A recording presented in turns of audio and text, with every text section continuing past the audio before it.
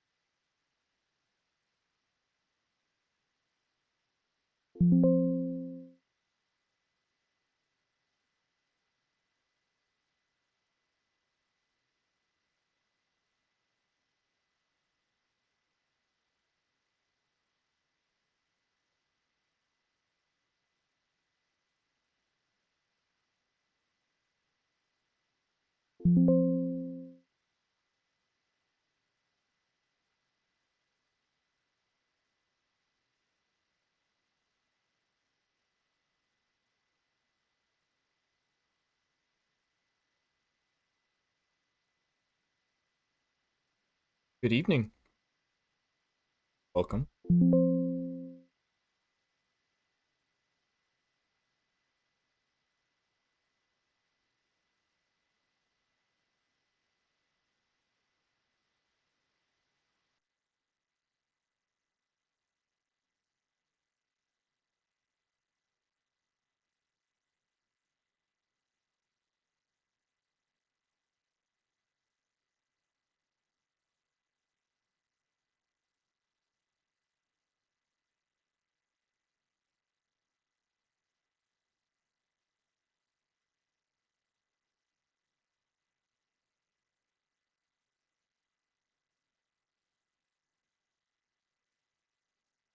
It was good.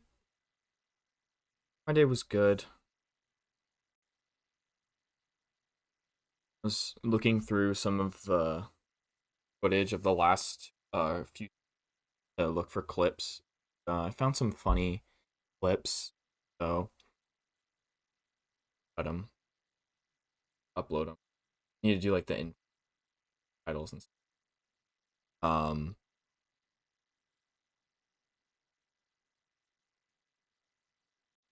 it'll be fun.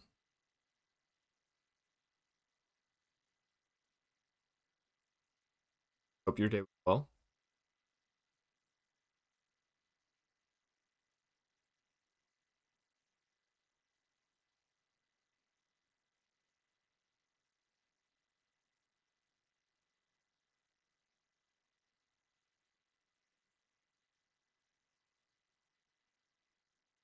There we go. That's what I was.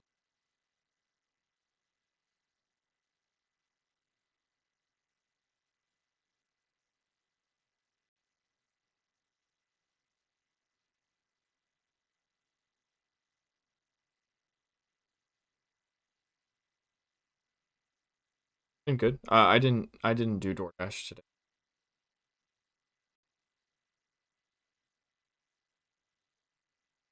But a research.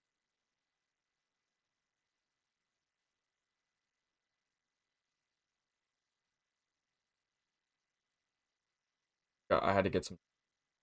Like I had to catch on days that I do drive. On days that I do deliver. I tend to be out and about most of the day, and then come home,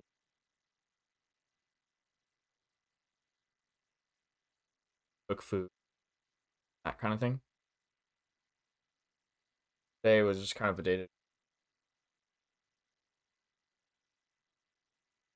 kind of reset, try to figure out some of.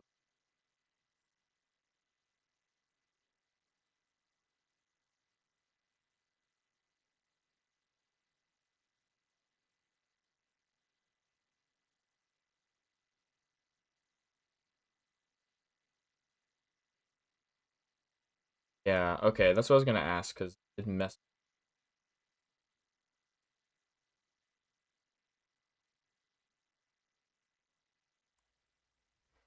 Okay, what about now? Do I sound different? We're gonna be doing some more drawing today.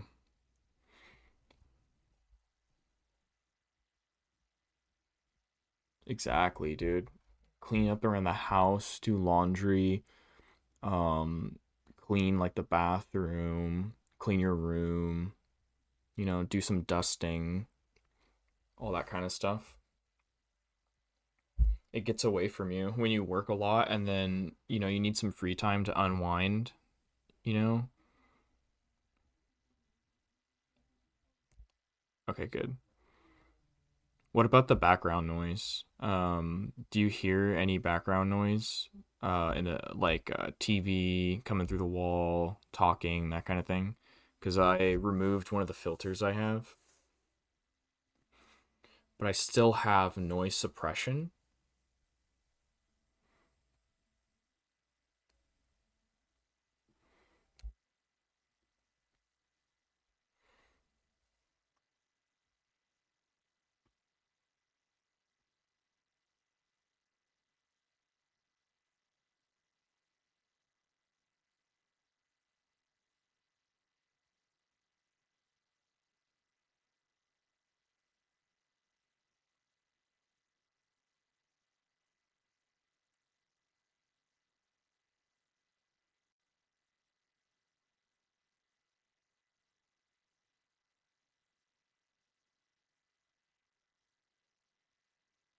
Okay, I'll just keep it off then, because like I said, some viewers have told me that it sounds like the last few streams have sounded completely fine. Been able to understand me the whole time. But then when I watch the footage back, I tend to there are, at least in the recording of the live streams, there are times where if I talk too quietly, it just cuts out. Um and I'm wondering if people who watch the streams on the YouTube channel, like the VODs, also have that, but we'll find out. I mean, I'm just fixing it as I go at this point. So cool.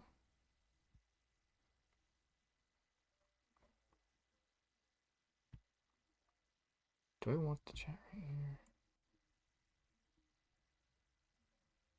Can I actually do that?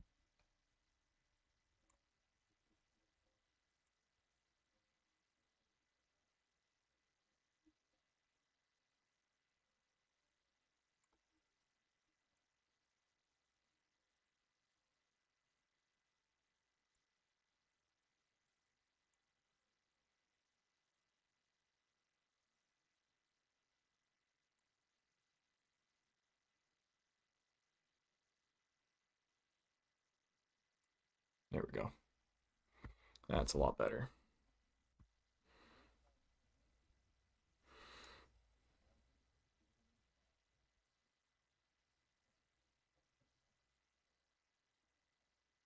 Okay.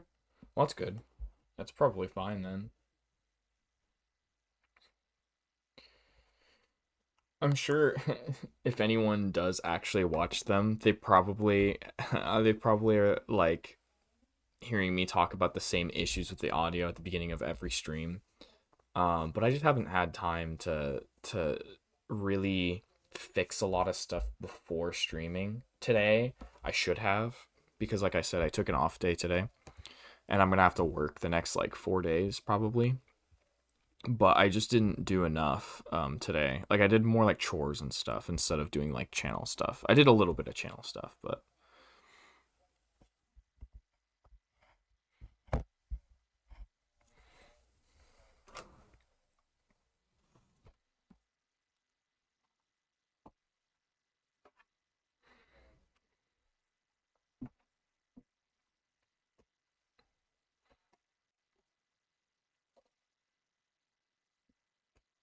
how's the lighting this time? I feel like the lighting last night was a little different than the previous couple streams.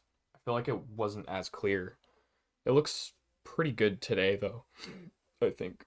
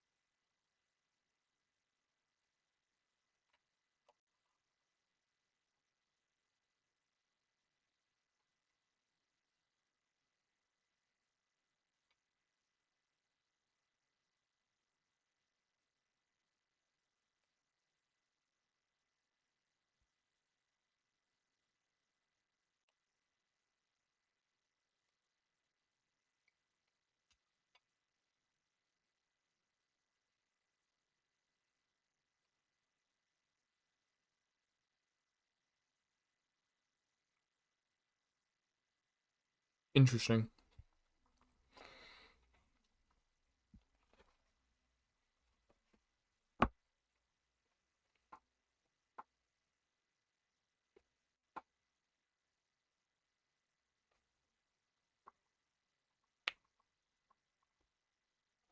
Well,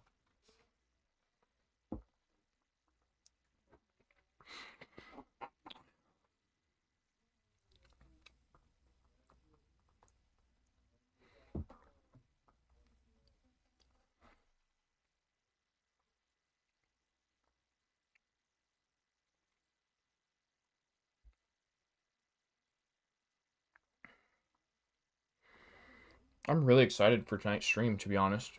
Um, I'm pretty much always excited to stream because we've been having a lot of fun and the art's been getting better with each stream so far.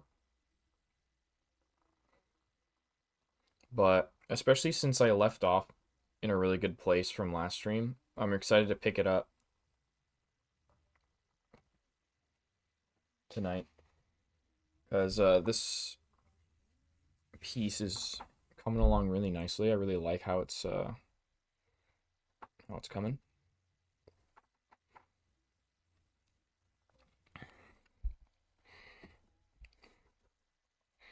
So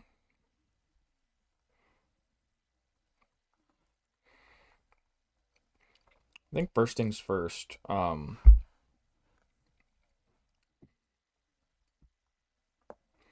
As a Firbolg, there's been different depictions of these types of creatures throughout the different editions of D&D. And I do like the older depictions of them. And I also like some of the newer depictions of them as well. And one thing I forgot last stream was since I was focused on roughing out the whole thing, I wasn't really thinking about all the little details. But Sarek has much more pointed, longer ears than the typical human ears. And in my depiction and iteration of Faerun, some Firbolgs do have normal ears, like round ears, but not all of them. And Sarek's clan that he comes from is they have a much stronger emphasis on magic than typical Firbolg Firbolgs do. I think pretty much every Firbolg clan, or at least most of them, are gonna have at least one druid, and the druid is usually the leader or like at least a very influential member of the society who is respected, who is looked upon to make decisions or at least issue guidance. But the Magiskabor clan that Sarek comes from has a stronger emphasis on magic. There's multiple druids within the clan. But not only that, not only do they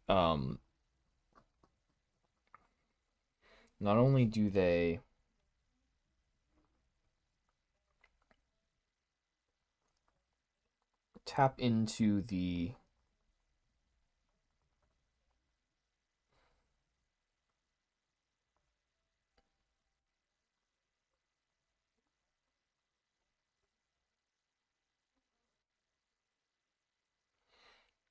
primal magics of nature, they also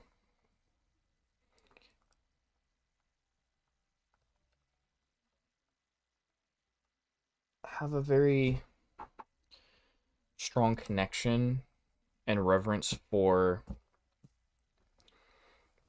the Fae, sylvan creatures. Um,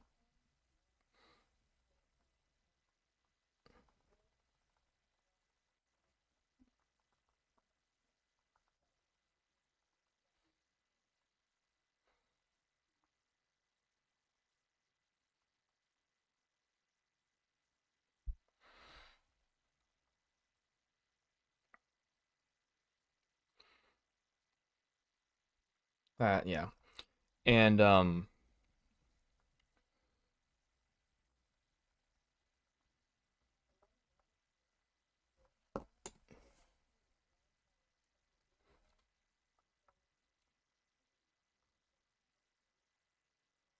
think the idea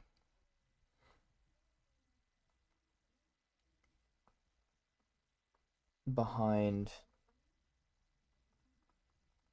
the ears. I think when it comes to like elf-like ears or like any sort of ears that are pointed, elongated, you know, um, typically see them on like elves, gnomes, Firbolgs, or at least certain Firbolgs.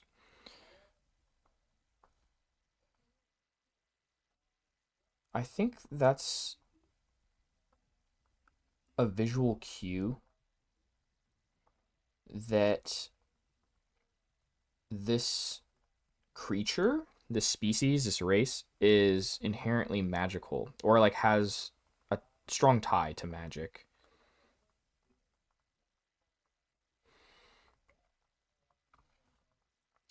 because like elves have these ears, gnomes have these ears. Typically the more magically inclined races have pointed ears, long ears, extended ears, that kind of thing. And that's why Sarek and his clan have these ears because they've spent like a long time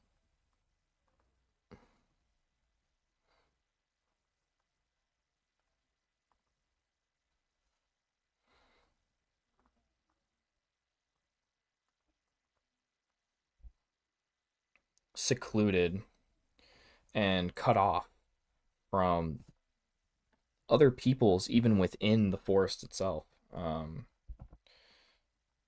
Firbolgs, while most clans are reclusive, still usually have good relationships with other forest dwelling peoples like wood elves, um, forest gnomes,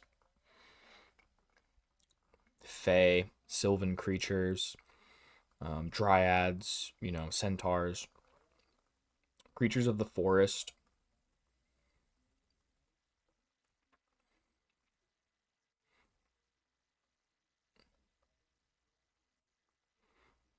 Mm-hmm. Um,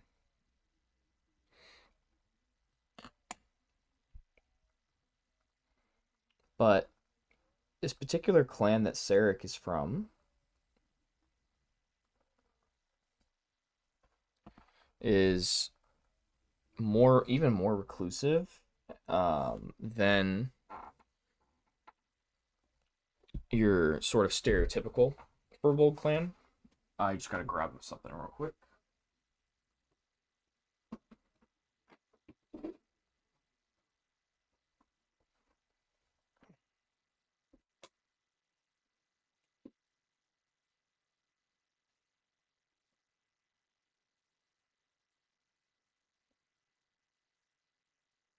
I'm gonna sharpen my pencil a little bit.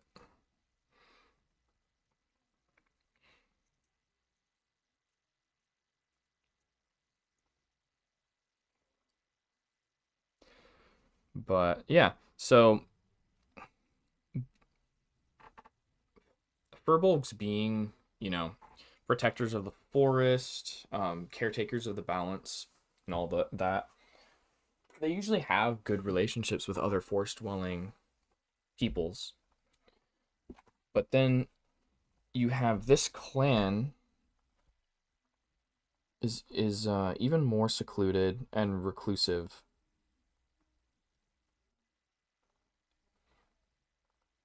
And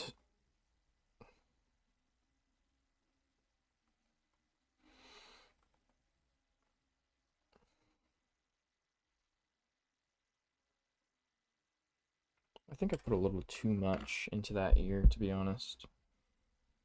I'll try to get in there in a second here.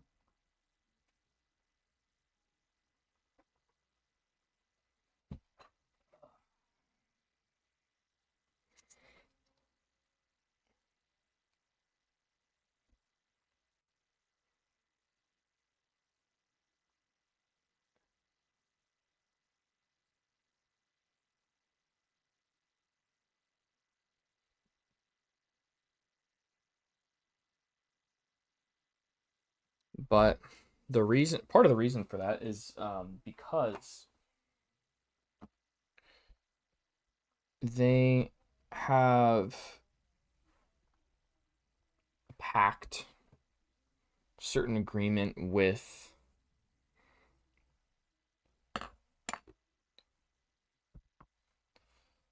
the Fae, a particularly influential, ancient Sylvan entity. Without getting into specifics too much,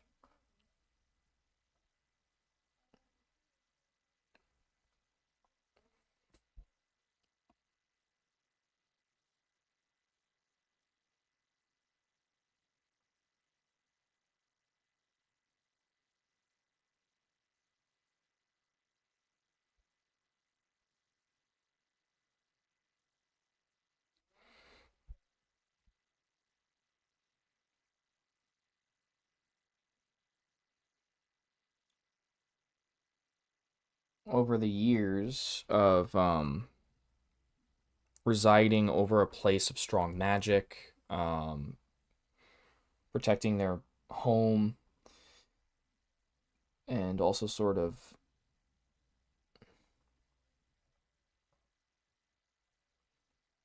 harnessing that protection and that magic, it's sort of it causes some changes within the physiology of it. They're still furbolgs. They still can intermingle with other clans of furbolgs and stuff like that. But the visual language of these guys is definitely a little bit more magical, more sylvan, right? Because mostly in fantasy, sylvan creatures, fae, and like I mentioned, like sort of very innately magical creatures tend to have like more pointed ears or like elongated ears and stuff like that. And so that was like a small detail that can denote that these particular furbolgs are a little bit more, a little bit different, a little bit more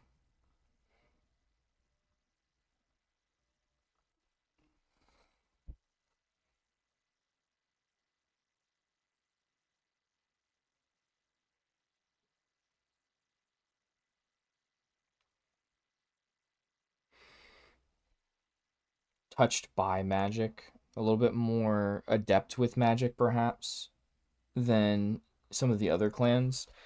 In the story that this character takes place in, um, there are two clans of Firbolgs that are integral to the story. And so we have the Magiska Bror clan that Sarek was a part of, which is more leaning into the magical side, the spiritual side, the sort of Sylvan and Fae influences, like all it leans into all those things more. And then the other clan of Firbolgs, which is called the Bjornabror, leans more into like the warrior side, leans more into elements of martial capabilities, weapons, that kind of thing. And both clans have both of those aspects. Primal druidic magic, spiritual influence, and then being strong warriors, being protectors of the forest, as well as creatures that abide in the forest. Like these are all things that kind of unite for Wolves, but the two clans in the story kind of lean in one of those directions more. And so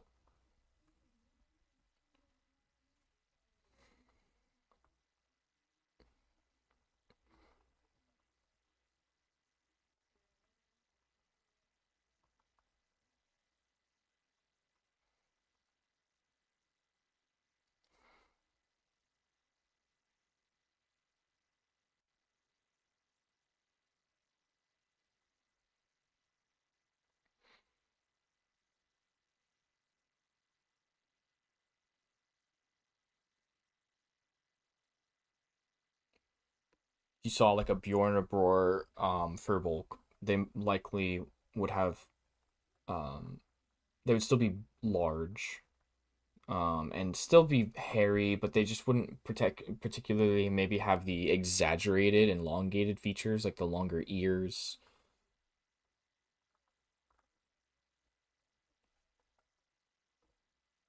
for example.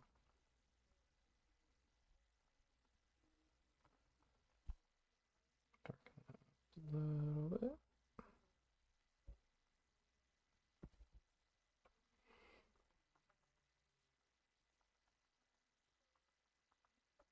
That looks pretty good. Let me see how. Let me do a close up on that with the new ears.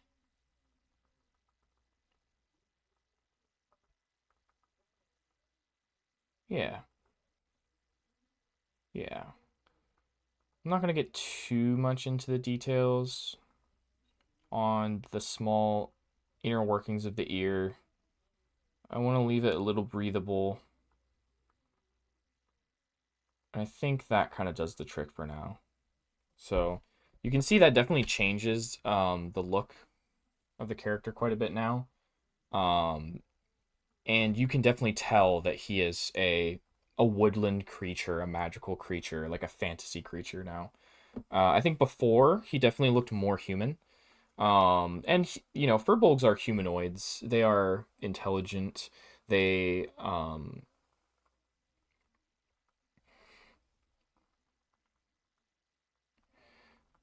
I like the fuzz you added in the ears too. Yeah, definitely. I think the cool thing about fantasy characters, races, that kind of like creatures, is they all have something that makes them unique. And I think that, you should always lean into what makes them different and unique from each other.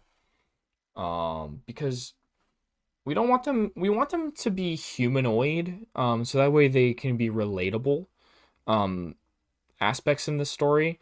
If you want to follow a character and you really want to get if you want to, follow a character for a long period of time, they have to have a human element to make them relatable and for you to understand them and care for them. Because you can have very alien creatures, but that wouldn't necessarily be a good character to follow as like a protagonist or like a long-term character. I don't think. Um, so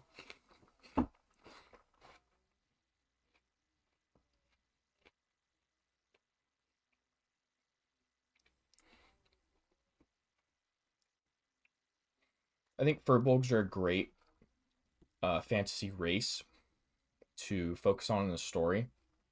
Great race to play as a D&D character because they're definitely humanoid. They have that humanoid element to them, which makes them able to be related to in like a human way.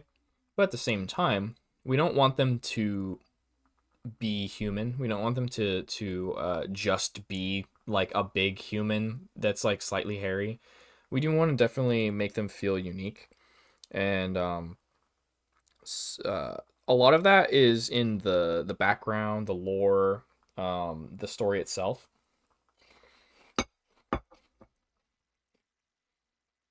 the way they act, etc. But it definitely helps to have some unique visual cues as well.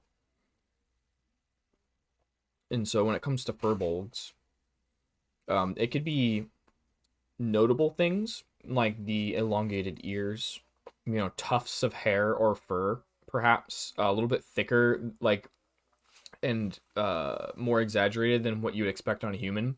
That's why I gave him bushier eyebrows too. Um,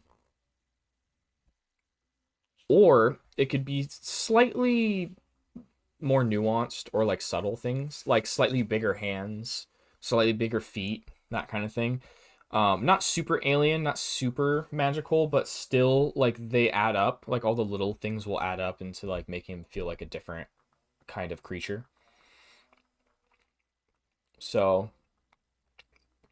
but the sort of notable visual cues like the ears definitely I definitely think they're important, and definitely think they help make the character feel unique um and fun. I kind of want to.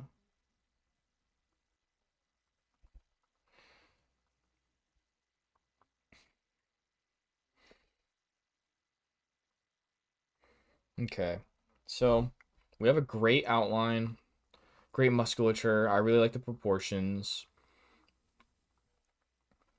The stick is coming along as well. I think there's some areas that I'll definitely change a little bit. Like I like the thickness up here. I think it's a little too thin in here. So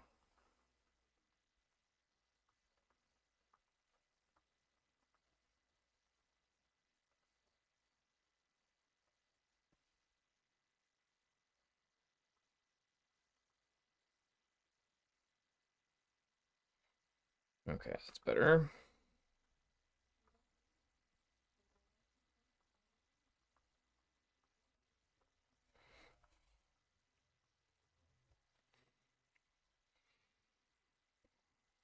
Okay, so some other things that Sarek would definitely have on him. He has a very important pendant that he wears around his neck, and I think it's because he's not wearing armor, we would definitely see that in an image like this. So that's something.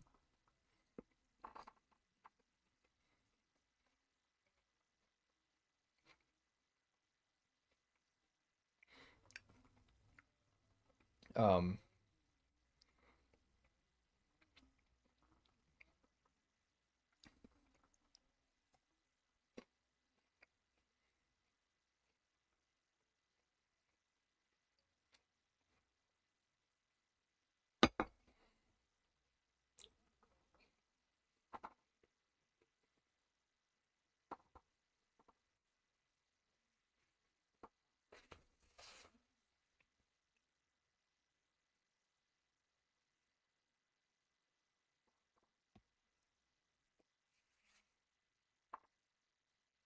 I think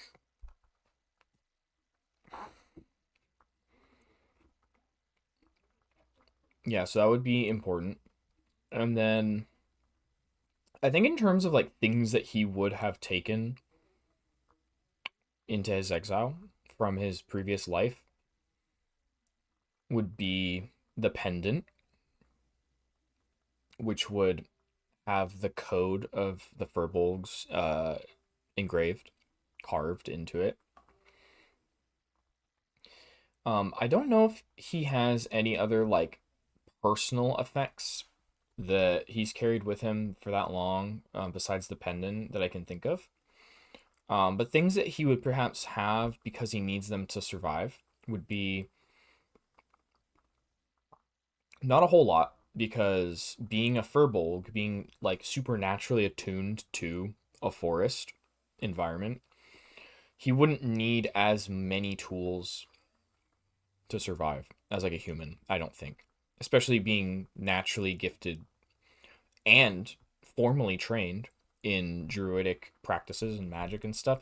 I think he could do small things like light fires and stuff like that Uh, Probably without much aid of tools. You could just use magic. But I do think he would have some sort of like cutting tool, like a blade of some kind, just to survive. I feel like that's usually necessary. So since so interesting question is his clan bans the usage of metals, but he is banished from the clan from wielding a spear, a metal weapon. So would he at this point in his life not be carrying like let's say like a metal knife? Because his clan does use weapons and tools, but they're just made of organic materials and stone. So I could see him having like a stone knife, or perhaps like a small knife made of bone, which would be pretty cool. Um, but since he is excommunicated, like during his travels through the forest, he could have picked up like a metal knife as well. Um, so it's kind of a matter of like what we think would look cool on him, I think, because I think you could justify either one. Like he could be traveling with a metal, like metal tools and stuff, like things that he's picked up in the forest from like dead bodies of like raiders and orcs and things. Or even like things that he's traded with like woodsmen and like people that he's met. Or he could be carrying some basic tools that like he himself uh like used and had from his previous life.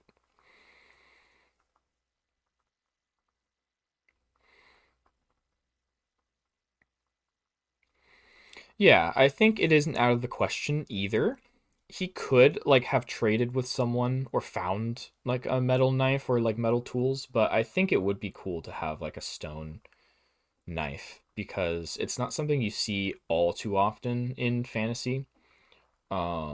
Being sort of cast onto like a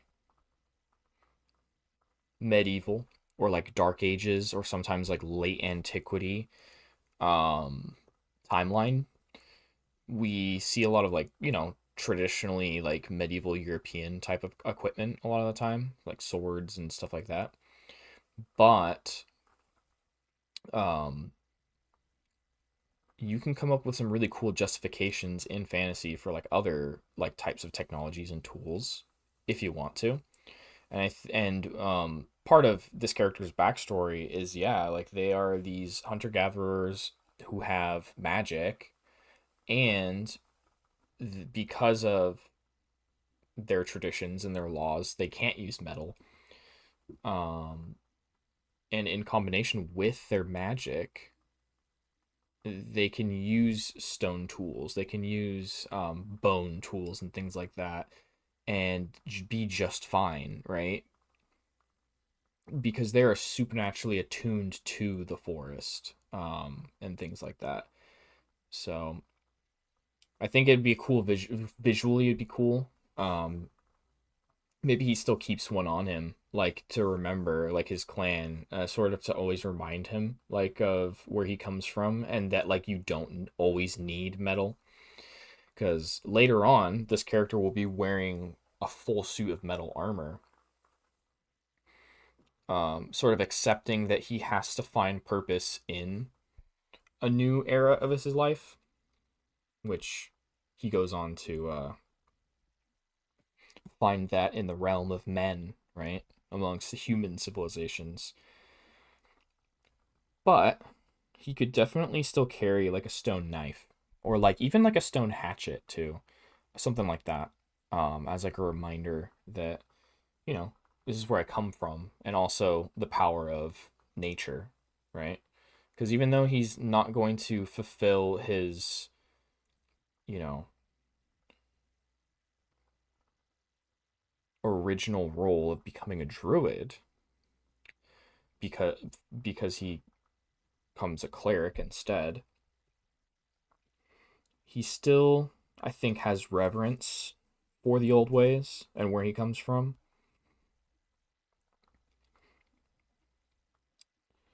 I think a knife would be appropriate because I'm thinking like the two different survival types of blades that you could use effectively in like a survival situation would be probably either a hatchet or a knife.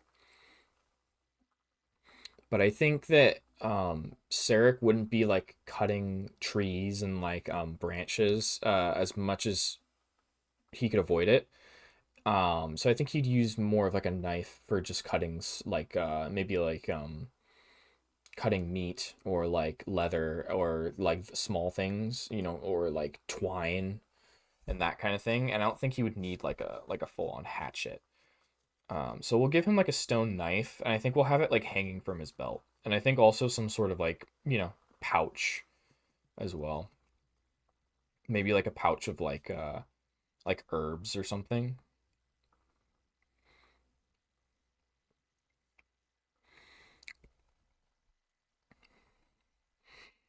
Okay, so let's get into actually putting on the clothes and things like that. Um, so he has big traps. So I'm trying to figure out like where the necklace would hang. If it's like a long necklace, we could have it like sort of coming down. Or if it's like a smaller necklace, it would probably come from up here. Trying to kind of, I think it would come from here and then come down like towards like this area here. So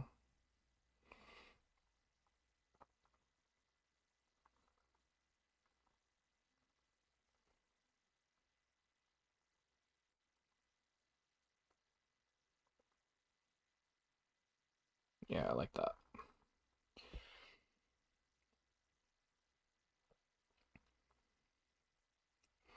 And I think the pendant is going to be made of like braided leather or like braided twine, like some sort of like something like that. And then we know that the pendant is made of wood with very fine like wood carving skills made to fit such a important script on there. I'm not going to get too um maybe maybe the twine sort of braids in here like that, and then is sort of, yeah, and then is sort of tied around the top. And I'm not sure what the shape would be, but I want it to be a little bit different than just a rectangle. Like probably rectangular, but with some sort of cool flare around the edges or something. We could make it shaped like a leaf, because trees are very important to the Magiskarbor clan. They're important to all Firbolgs, but the tree is sort of like the sort of symbol of his clan specifically, whereas the animals of the forest, particularly like the bear, is more sort of like the symbol of the Bjornabor, hence the name. So you kind of have like the tree and the bear, so to speak. Um, so the pendant could be shaped like a leaf, or it could even be carved in like a somewhat tree shape, like a tree of life kind of shape kind of thing, where it's like circular, but with like the sort of outline like of the tree.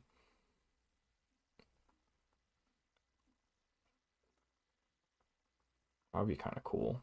I kind of like that idea. I think originally, my head, I was thinking it was just kind of like a rectangular sort of pendant, like a plaque. But I kind of like the idea that maybe it's like in the shape of like a tree of life symbol. So it would be something like this.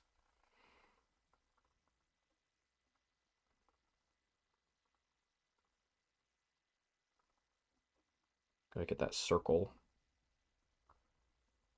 shape.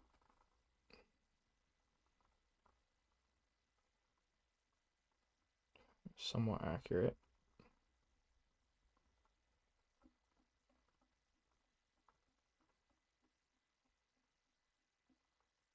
That's a pretty good circle. And then you would have,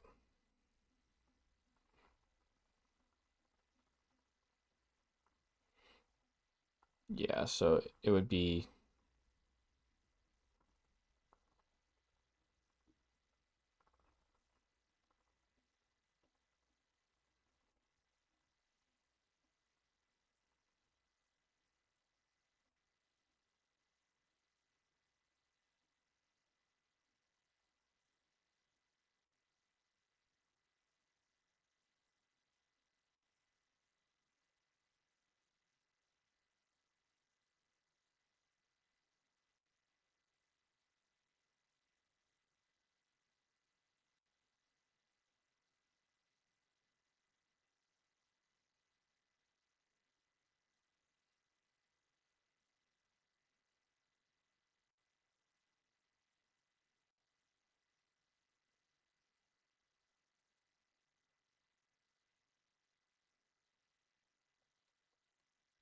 something like that. I mean, that's obviously very, it's very, obviously not very detailed, but that could be one way of doing like the pendant. And I think like the maybe the code would be carved on the opposite side, perhaps. Um,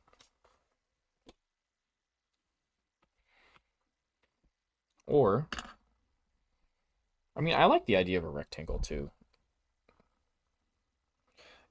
I mean, even if it is a rectangle,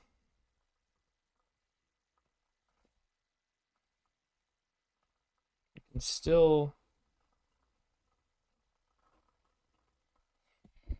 add some visual flair to it. Like we could do something like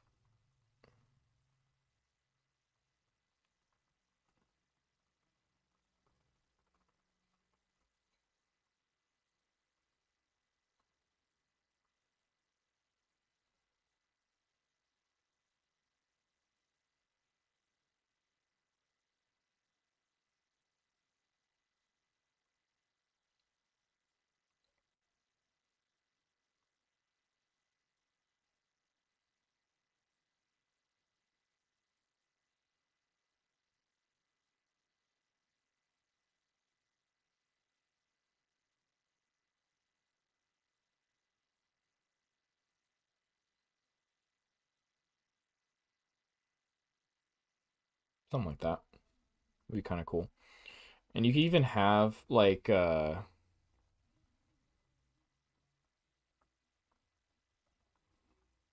definitely, definitely.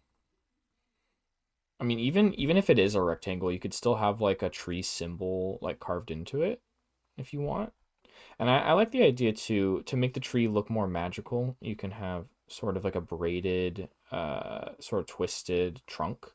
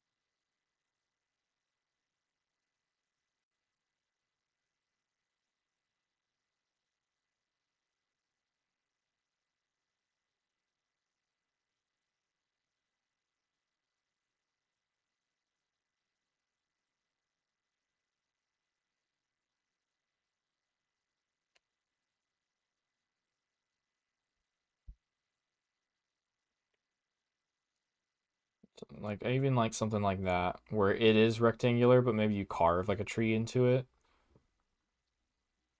It's pretty big, but I feel like it would need to be big to fit all of the runes on it. So, like, even if the runes were carved small, I think it would still need to be a fairly big pendant. Um, but I think something like that's kind of cool. And I think some of this is going to get covered up as well. So we'll probably see some of it, but not all of it. Because I have an idea in mind for his clothes during this era, and we'll see like where it takes us as we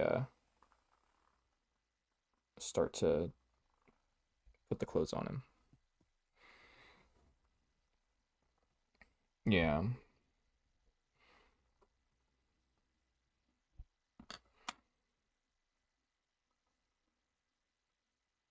Yeah, everything's in flux right now, so I'm not like I'm not too afraid to like do some erasing and kind of go back.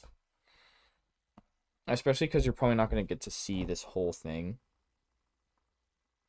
Unless he has it on the outside. I mean, he could have the pendant on the outside of his garments, like wearing a necklace in like outside your shirt instead of inside. But I'm thinking like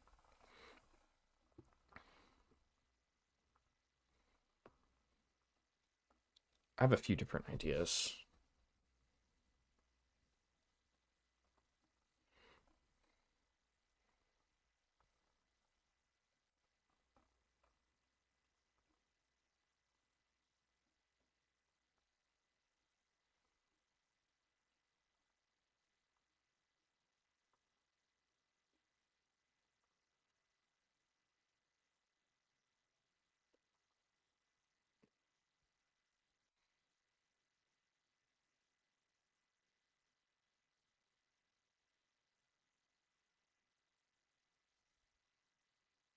So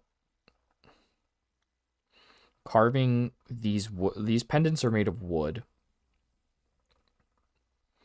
Um, and trees and wood is sort of like a sacred material to this clan, the Magiskabor clan specifically.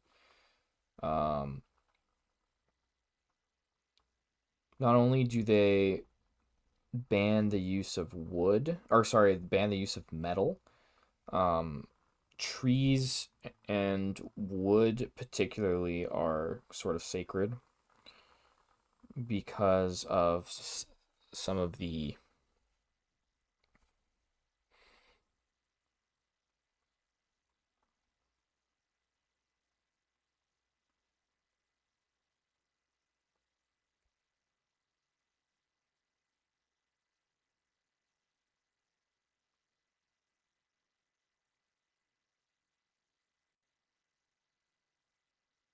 rituals and the burial rites of their people.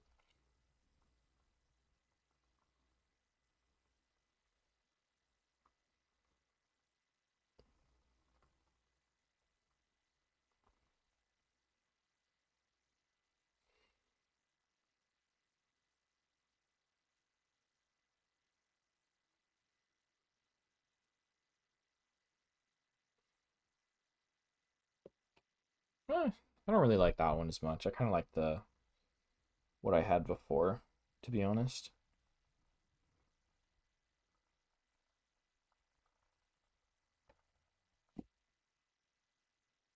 I think the clothes that he's going to be wearing are going to be pretty simple, so I don't think they're going to take too long. So I don't mind spending a little bit more time on figuring out what we want to do with the pendant.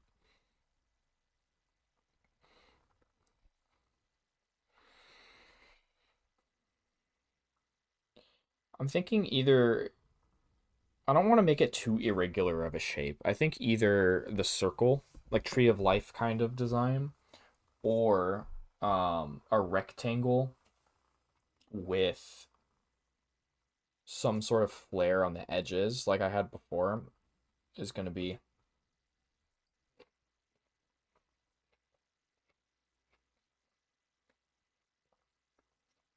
what we want.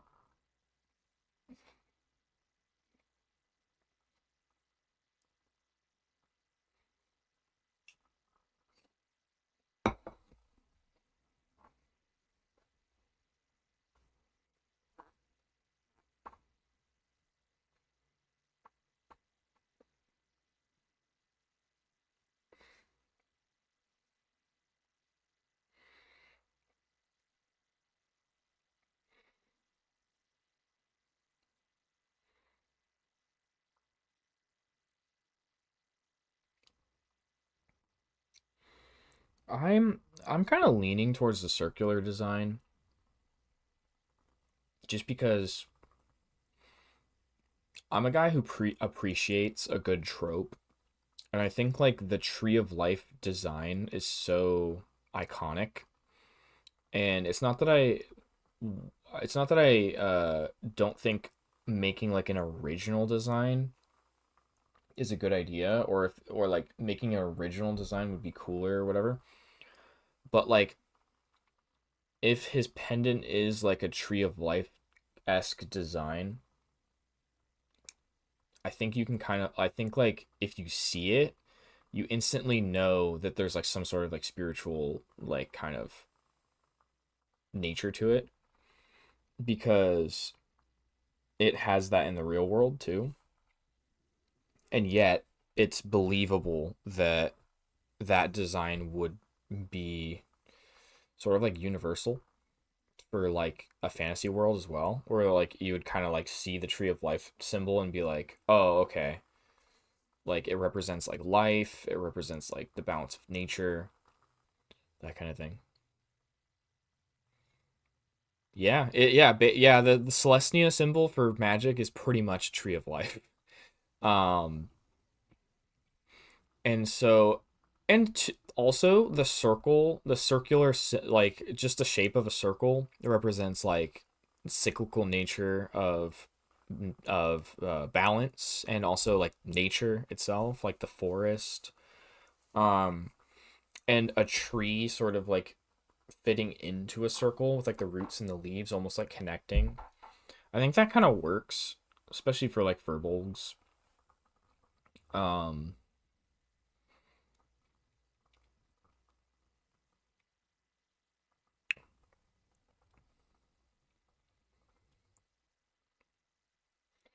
so maybe for this one we'll try to we'll do it as a circular symbol. I'm not like tied to that idea. I'm not like married to it because I think maybe we even draw some other ideas for the symbols over here.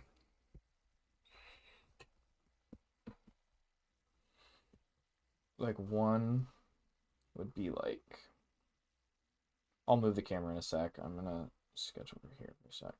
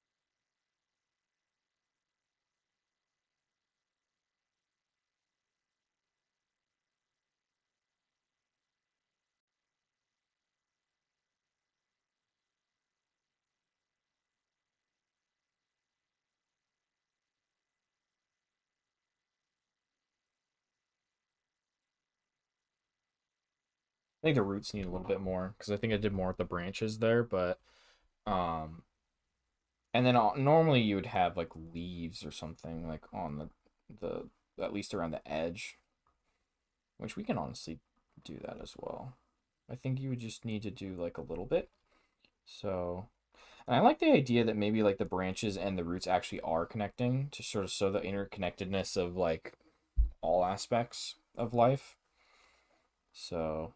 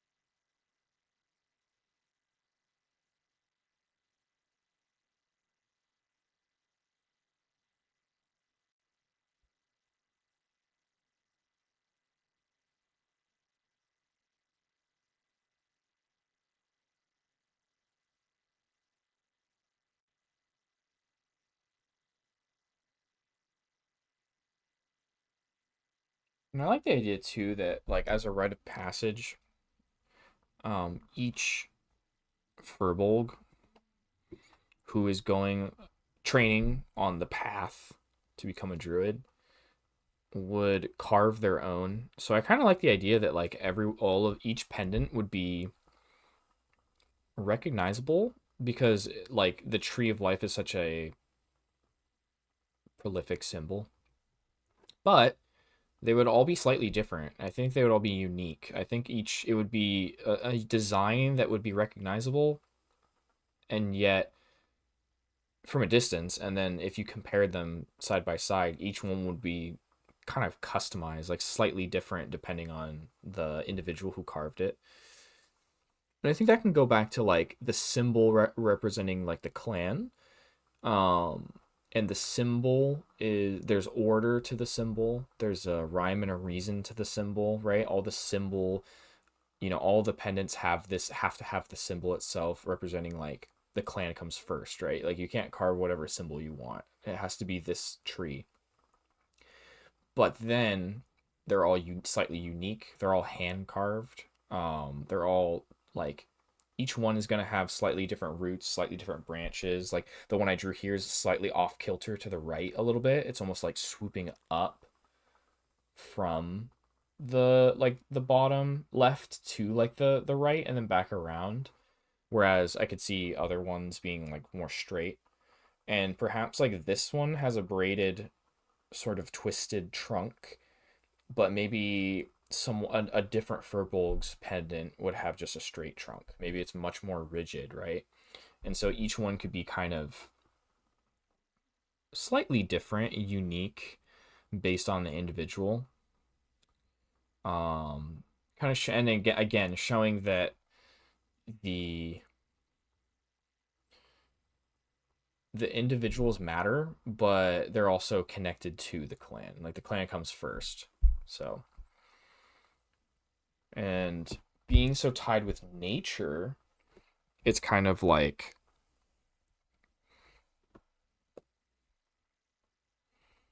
nature is has a rhyme and a reason. It has patterns, but at the same time, it can be unpredictable.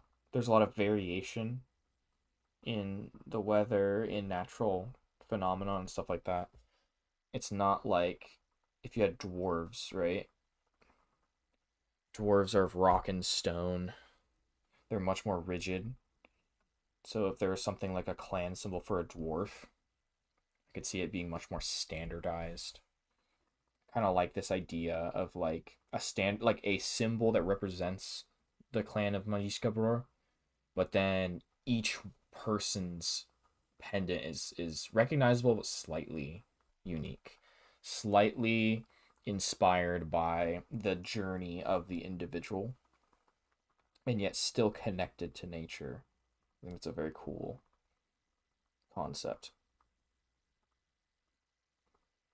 Maybe we have another one there.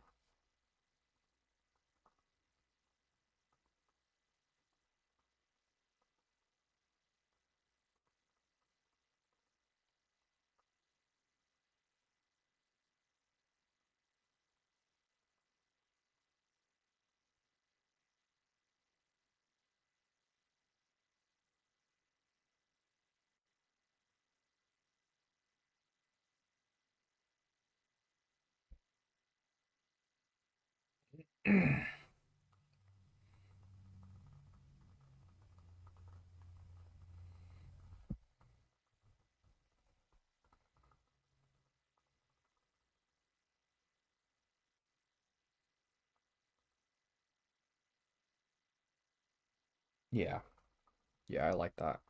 That's pretty cool.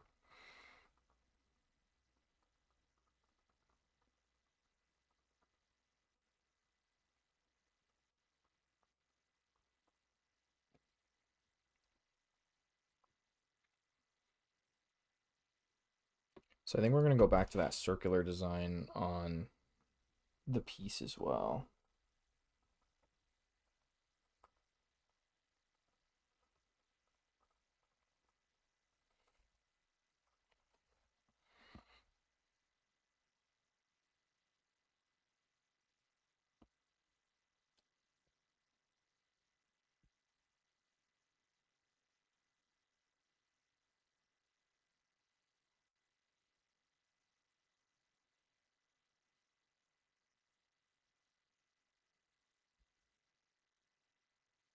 I think too, if we wanted to finish it out, I think, I mean, you could also add, like, there's space to add, like, other symbols, too. Like, if we wanted to add, like, a rune on this side, we could,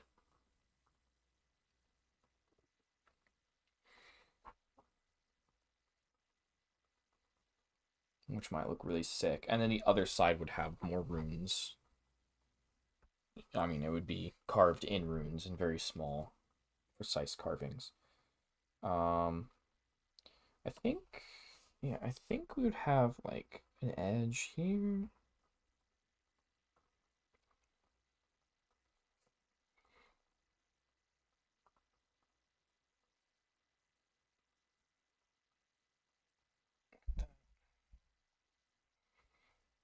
And then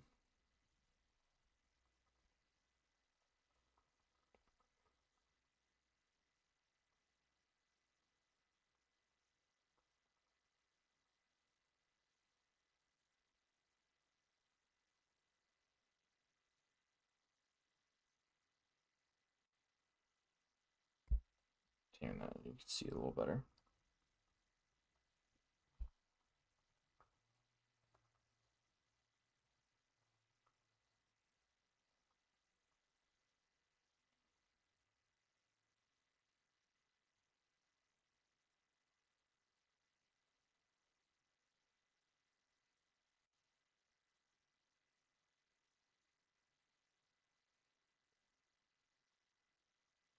That's kind of becoming a little ovalish, but it doesn't have to be perfect. This is just to sort of decide what the pendant's going to look like. So then when we go in and add it to the actual character,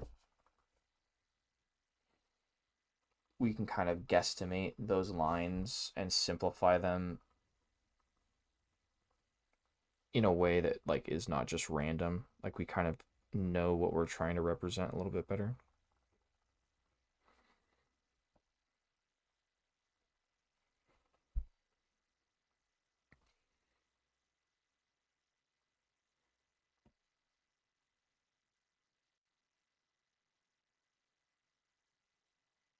I think they would be pretty detailed too, because I think since it's such an important item, I think each druid would spend a lot of time adding embellishments.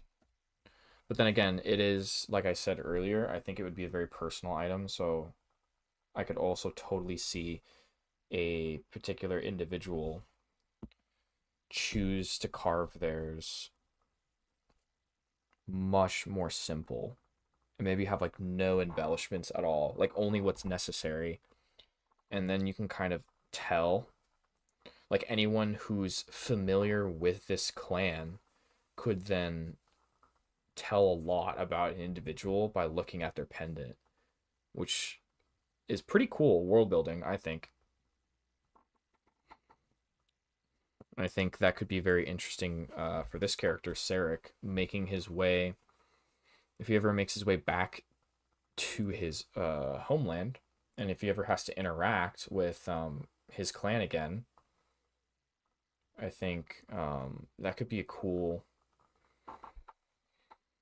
sort of visual thing that he like this character would pick up on and already know, but then when the other characters sort of see that, maybe they could start to piece that together, like start to notice.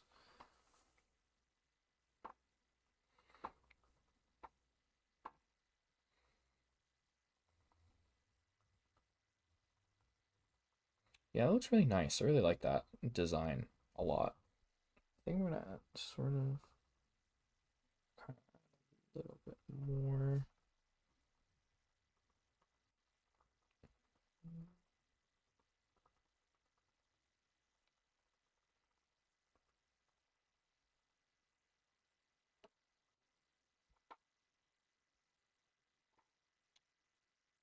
Yeah, it doesn't have to be super detailed. Again, I mean, I'm getting carried away now because I kind of want to go and add even more details to it and like flesh it all out. And I know I don't need to right now. If I want to like work on the character himself, I can just go back and now I kind of know what the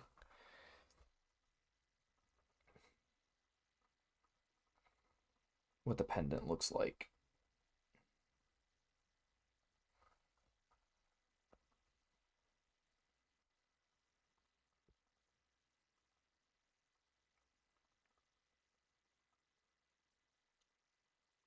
I think so. We'd have a piece of leather coming in here.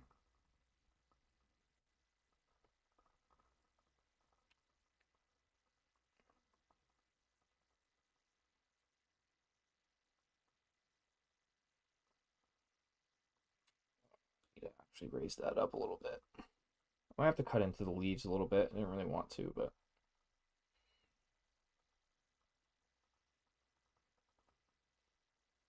oh, it looks fine. Okay, so we have this.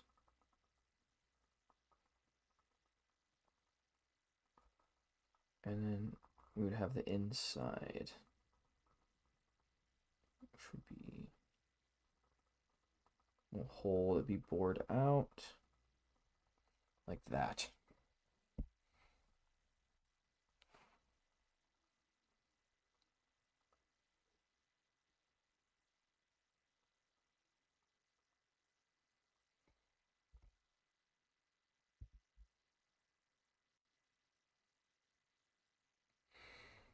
I think so that would come through there and it'd be a leather loop, but it would be but I like the design, like I think it's gonna be like braided going up.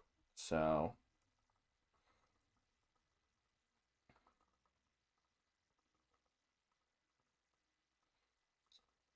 yeah, I think it's gonna be I have an idea how to fix this.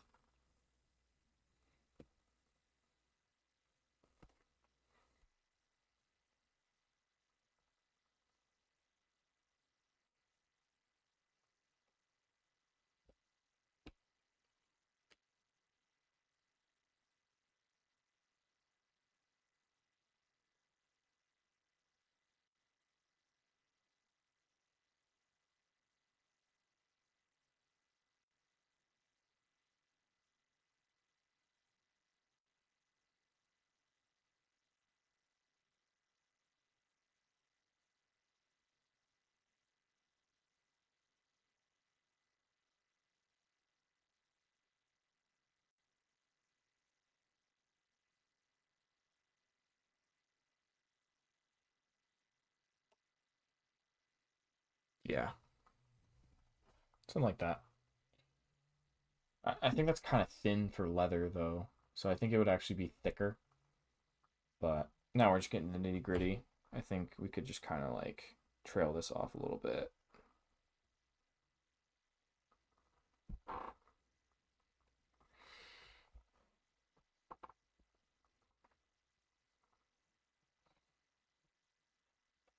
I think that's good for now. I kind of like that design. I'm really liking this idea for the necklace, so we're gonna run with this.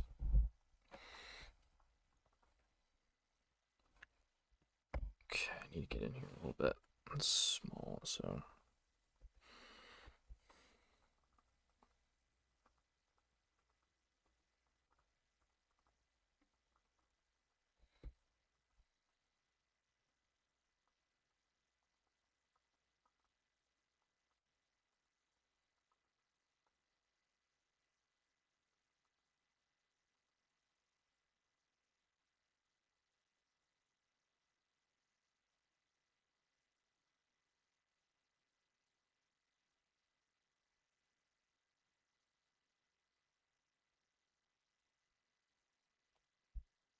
there we go. That's a great. That's a good circle.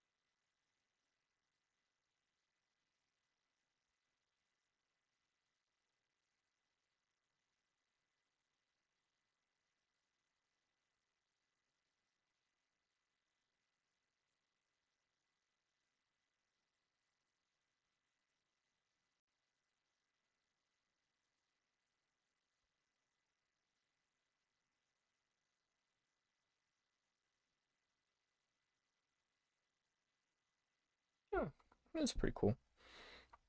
I think we're kind of missing something right here though. There we go. Let's see what that looks like. Stop. I get the gist.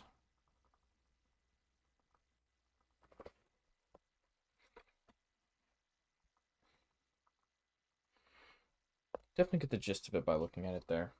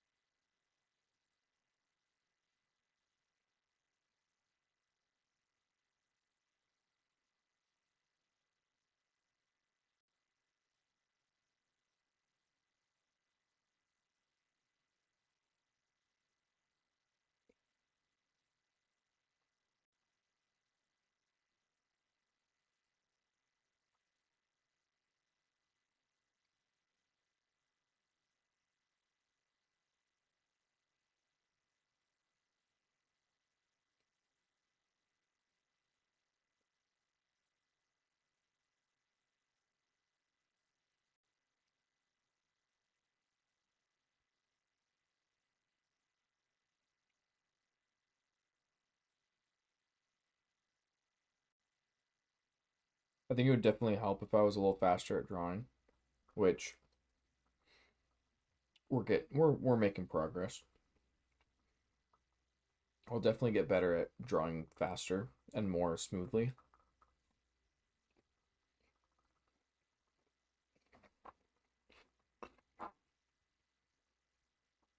I think that would help like the viewing experience if I was drawing a little faster, making a little bit more progress.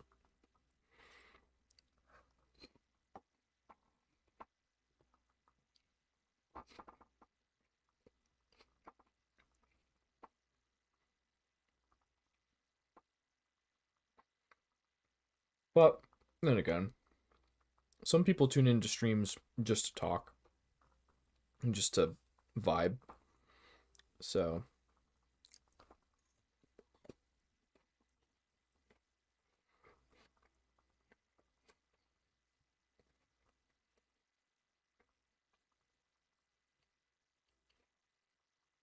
in that case, it's not really a big deal because there's at least something that you can look at and like, wow, we talk about stuff. So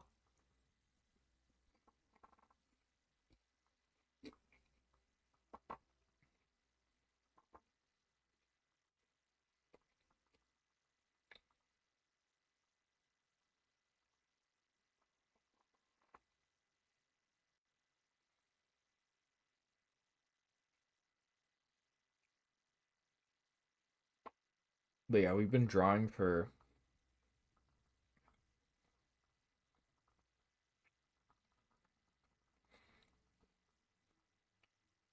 just about an hour and a half. But again, I didn't start right away. But I started drawing a lot sooner this time than I did the last stream. It only took me like probably like 10-15 minutes to start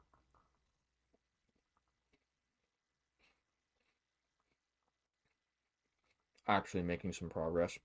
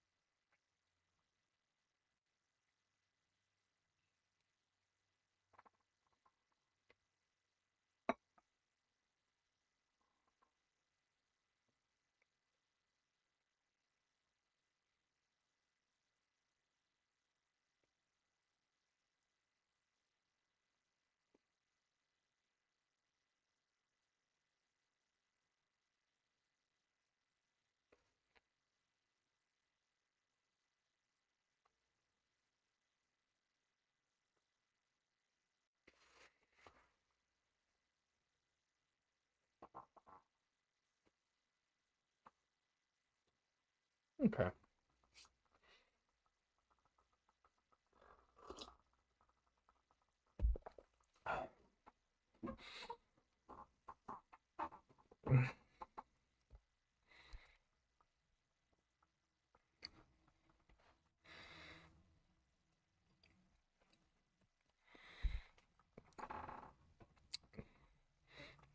I could talk about anything pretty easily, but I really enjoy talking and chatting with chat.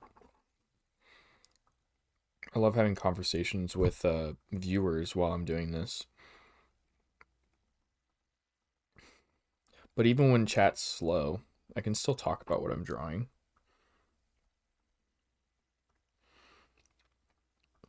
And I think, like I've said before, when I have a piece of art that I really like how it's coming along, I can sometimes get a little scared, a little apprehensive about making changes because I'm like, man, I really like what I have so far, but if I make any big changes, then I might screw it up.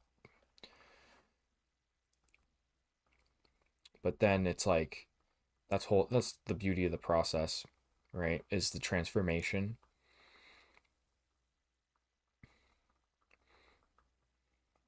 So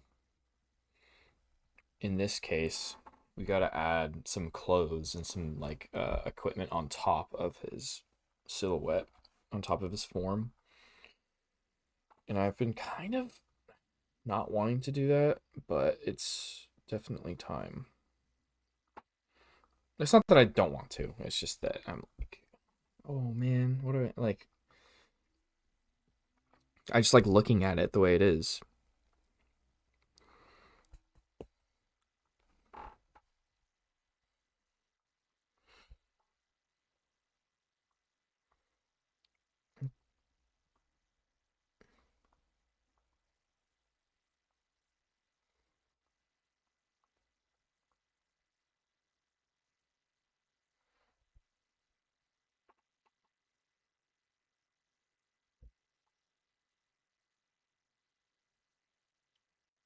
Start chipping away at little things here and there. Like I said, you don't have to do one area completely before you start doing the others. You can come back and work on different parts.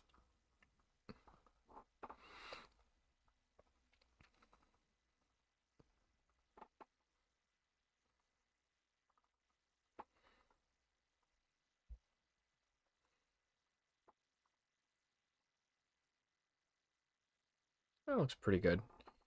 You know, doing the fingers and the hands. I don't want to overthink it too much just because, like, a lot of people have trouble drawing hands, and, like, I don't have, like, the worst issues with hands, but they're not easy.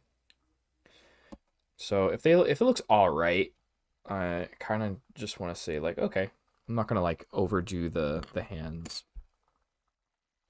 But like little things I notice, like everyone, some people have different lengths of their fingers. Like I know some people, their middle finger and I believe it's like their ring finger are like the same height. Like mine's not. My middle finger's like considerably longer than my index and my ring finger. But I know different people have different lengths. So I'm just kind of like looking at like how my fingers would look if I were holding on to something. It also depends on like what you're holding on to, obviously. And I think it's cool because the stick isn't super big, and I definitely want his hands to look larger than normal, even when holding like a big stick. So I think it looks kind of appropriate the way I have it right now. I think honestly, just kind of like maybe even giving him like a thicker wrist too.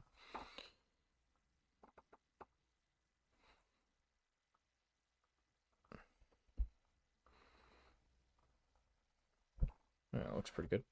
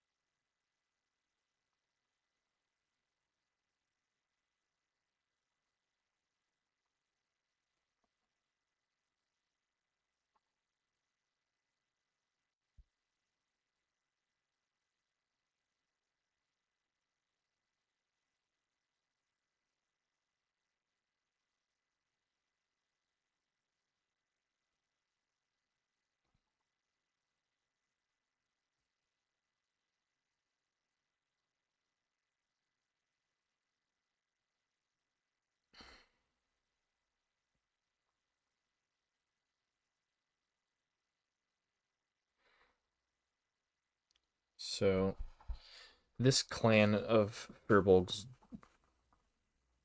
uses no metallurgy for anything. So that even means like belt buckles and stuff like that. So I think instead of having like a normal belt, he would have perhaps I'm thinking either like just a simple leather strap that's tied instead of like buckled, like a braided leather belt that's maybe tied, or maybe just braided, like a braided rope belt. Um, I don't know. Like I think there's, when we see fantasy shows, it's always the same kind of belts all the time. Like commoners and peasants as well as knights as well as like royalty are all wearing just like exactly what you'd expect, like a leather belt with like a brass or a silver or like an iron buckle, and then usually it's like kind of like looped through and tied after it's buckled, which I think is like a Ren Fair invention. Like I don't even know if medieval people really did that all that much. I think that was something that's been popularized nowadays. But speaking of Ren Fair, there's a lot of belts that I think existed, like textiles, like cloth, and you have like three different colors, and you can braid them together and make like a colorful rope, and you have like this nice like rope belt. And I think those were actually used in medieval times and stuff like that. I don't think we're gonna do color on this piece necessarily, but I just think like some sort of like maybe braided either leather or like rope or textile or some or fiber sort of something like that could be cool for his belt.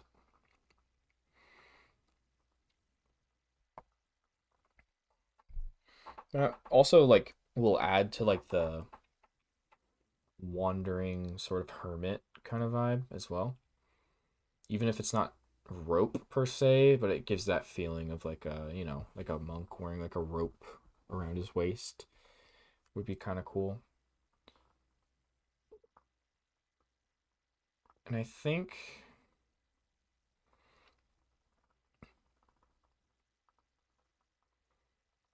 hmm,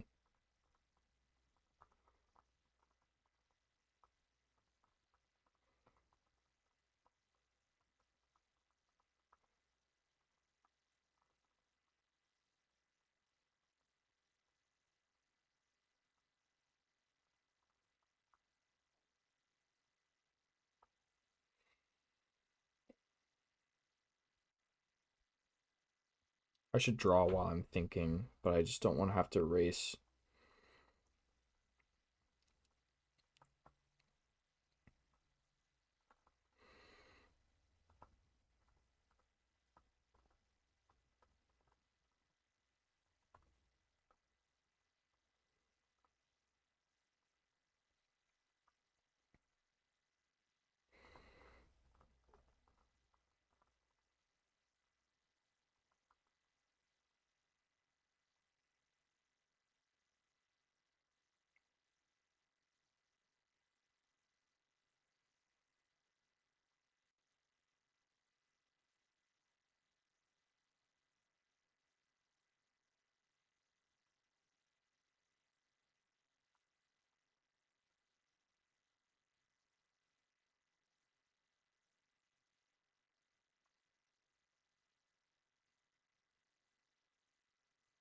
Notice I wasn't this apprehensive when I was drawing Callian earlier this week. I just kind of was just boom, boom, boom, boom, boom. But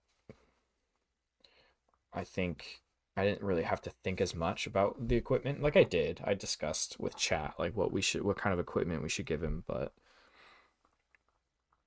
here, like I've thought about Sarek in the forest by himself, but like I'm kind of debating on like doing. I think I'm gonna do like a long vest, like that comes down on either side, like connected in the back, but then like of like open in the front. And I think it's gonna come down like quite a bit. I think it's gonna be kind of long, but it's gonna be tied around the waist. But I'm debating on if I want that just to be the only article of clothing that he has, so that I could show off like a little bit of his like muscles and stuff. And also, like I said, like Firbolgs are attuned to the forest, and they can, you know, predict the weather, and they kind of like can just like magically and supernaturally sort of like survive pretty well in the forest. So I don't think they would need like a ton of extra gear and clothing. Like, and it also kind of speaks to how like naturalistic they are. So I think like kind of just like a long vest, and then like have it tied, and then have like some pants, like some trousers could be cool. And I think I'm gonna have loose trousers on him that kind of come down, and then he's just gonna have some simple shoes, maybe even sandals. But I'm thinking like just some simple kind of like leather, sort of like somewhere between like a clog or like some like kind of quaint medieval style like villager, or like maybe even like kind of like a moccasin kind of shoe. Actually, now I think about it, would be cool. And then have like some loose kind of trousers, like Celtic style, that like aren't tucked in, no socks or anything like that. But I'm debating on whether I want to give him like a shirt underneath the vest. Like, do I want to have like a sort of like maybe like a V-neck kind of tunic, and we could either have short sleeves, maybe like some baggy kind of like low hanging short sleeves, where you can still see like a decent amount of the arm, some embroidery around the edges maybe, or even like long sleeves that come all the way down with the vest.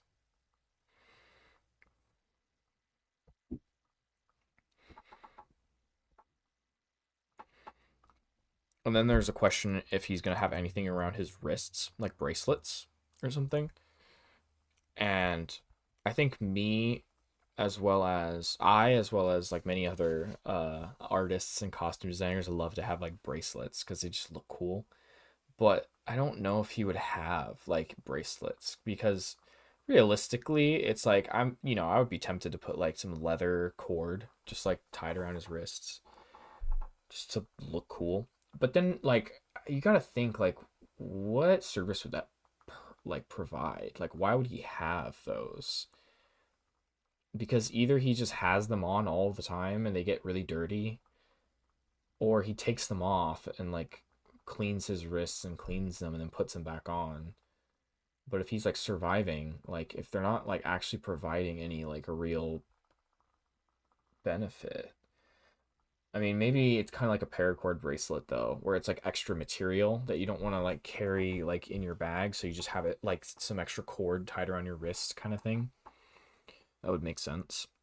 Or the only other option could be like they serve some sort of like spiritual significance, like maybe they have like feathers like tied into them or something like that. That could be pretty cool. Um,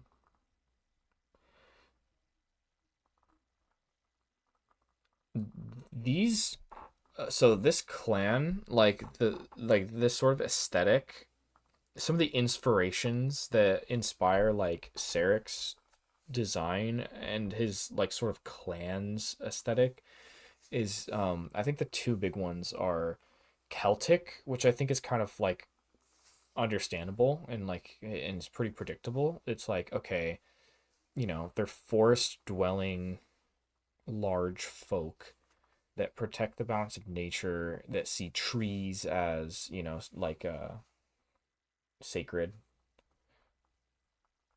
harness magic. They have druids. Like, it's very, very like, okay, yeah, like it's understandable. Like you totally see like the inspiration from like Celtic stuff.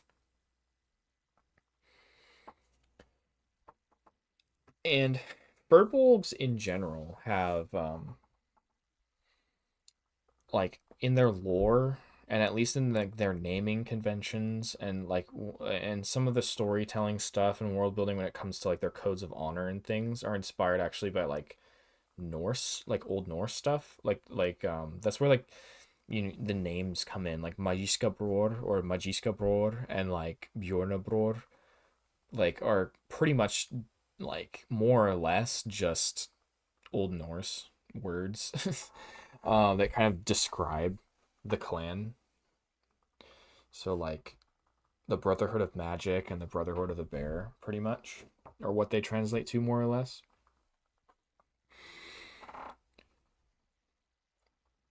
Um, but that other like sort of big inspiration when it comes to like the aesthetics of the Magiska Bror, this type of Firbolg, is actually Native American, kind of, or like American Indian, um, sort of inspirations. Um, Again, like shamanistic people who like live close to like the land and like nature and stuff like that. And I think that's a really cool visual aesthetic for Furbolgs. It just gives them a little bit more of like a unique like aesthetic, like look. Because it's a fantasy world. There's gonna be a lot of like creatures and like factions that are inspired by like Celtic stuff and Norse stuff. But since the Firbolg are so reclusive and sort of mystical, throwing in some like Native American like inspirations, some Indian inspirations is,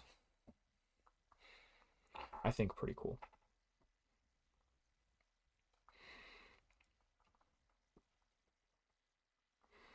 So, I mean, we could just throw in like random shit just to make it look cool, but I like thinking about like why something would be a certain way.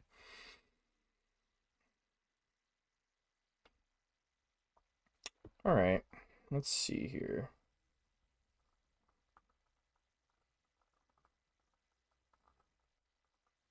So we'll just go in like not too.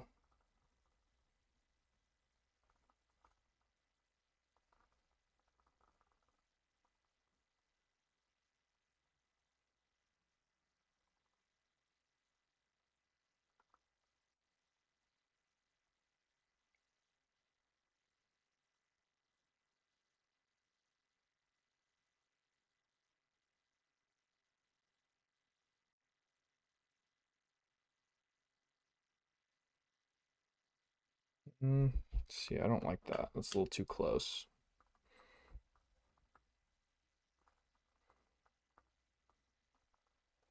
I think the same thing here. I think actually having like a little bit of the peck showing,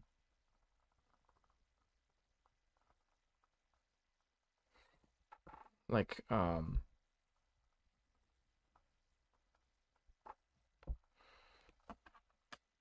would be better. I mean, if someone's like really jacked and they have like a huge chest and they're wearing like a tank top, usually you can see like the edge of their peck kind of showing through. So I think that's probably better. And I think I need to not have this cut in so much. I think we need to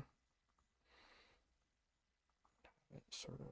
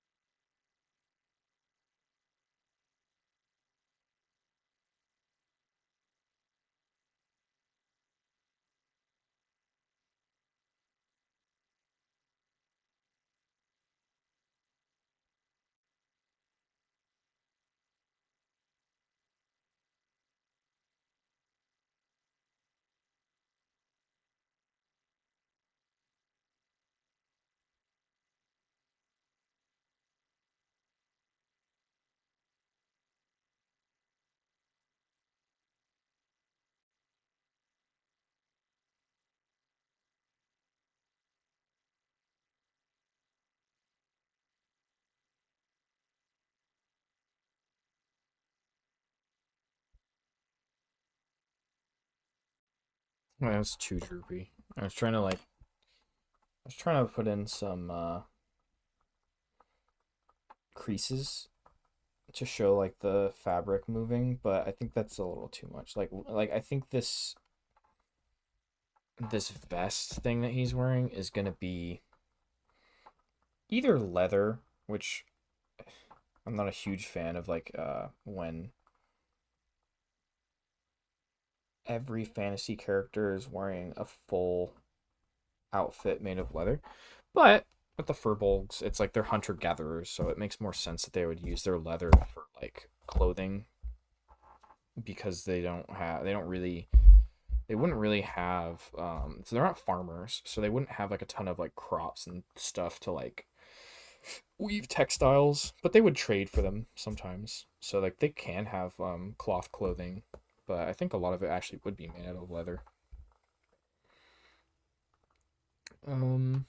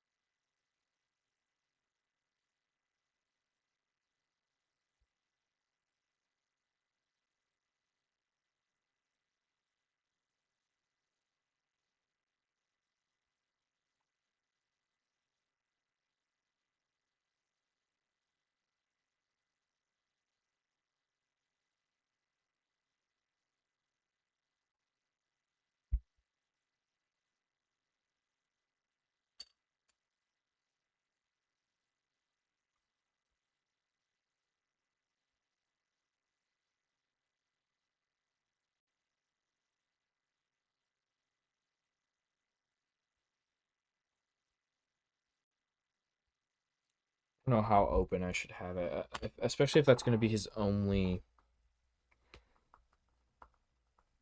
clothing on the top. Because like Sarek's like pretty traditional and reserved, even though this is a time where he's like surviving and finding himself. He's not like flamboyant at all. So then again, he wouldn't probably view something like this as flamboyant. I mean, he's just by himself. He's just comfortable. So I think something like this could make sense. But especially because I have the pendant, I kind of like the open vest.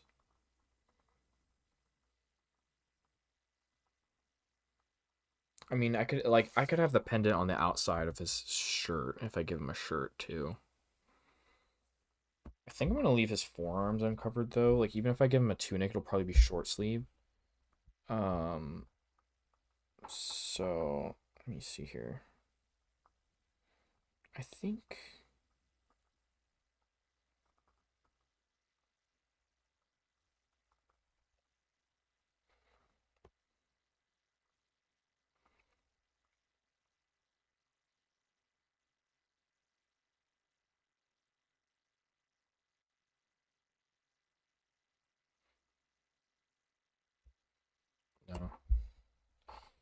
when it comes to cloth, I think having a reference is really useful.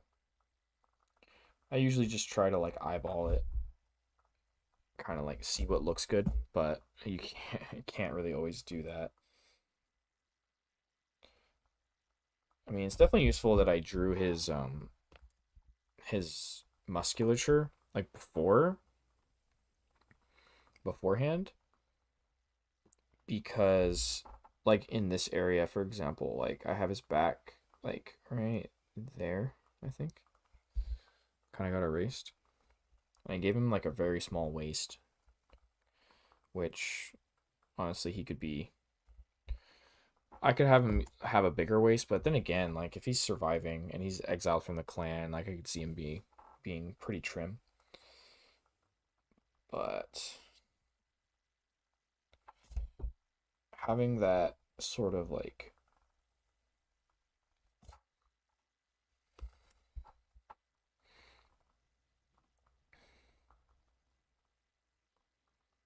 hmm, see if that's coming around the back.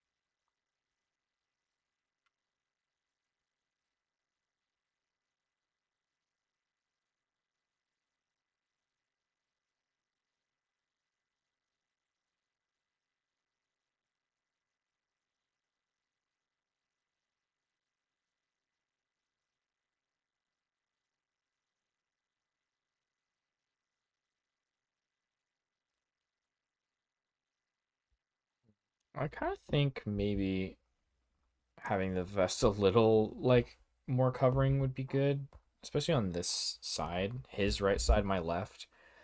I think it's a little too thin. Like I'm not trying to have it look like a stringer, which is not exactly what it's looking like, but I think it looks a little too gym bro.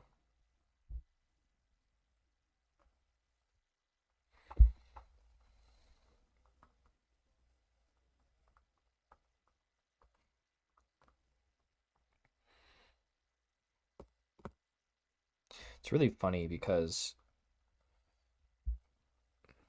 a couple streams ago I did Callian, which is another D&D character of one of my players in my campaign, and he's a Hexblade Warlock, a human,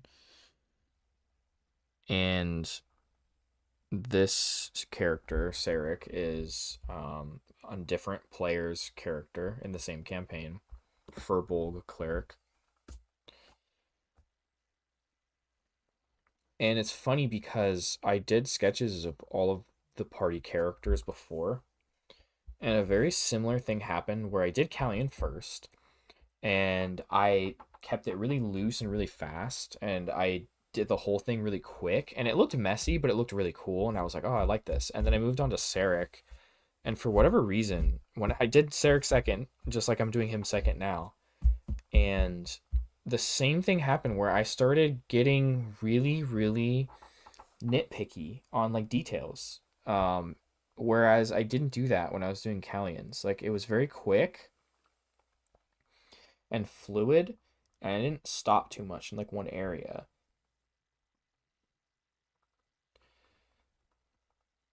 Oh, we got a new viewer in the chat. Welcome. It's a quiet night tonight for the stream.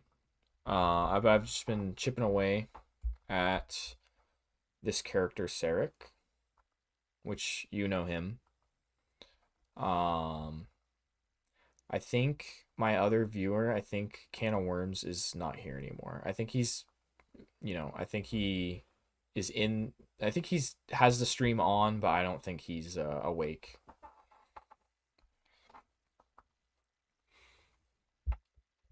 So I've just been keeping the stream alive. It's been quiet, but this is gonna go up on YouTube as well afterwards. So I figured like, oh, I'll just keep continuing because I was planning on streaming for about like 2 to 3 hours. Um, so I wanted to make more progress on this piece here. It's taking me a lot longer than the last one. And I was just talking about how it's so weird because I had the same thing happen to me when I was sketching these characters before.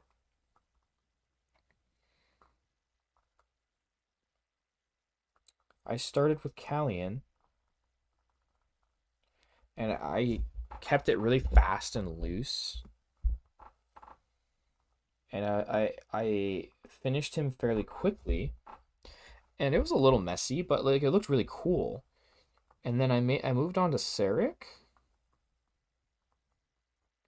And I got like really nitpicky and kind of like it took me a lot longer and it ended up being more detailed, but took a lot longer.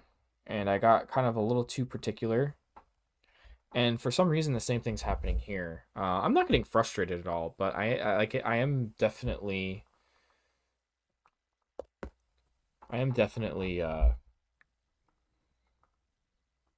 kind of slowing down and not having uh the same expediency.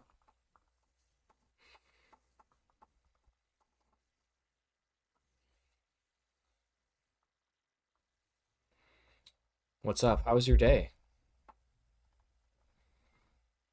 I hope you had a good day. My day was good.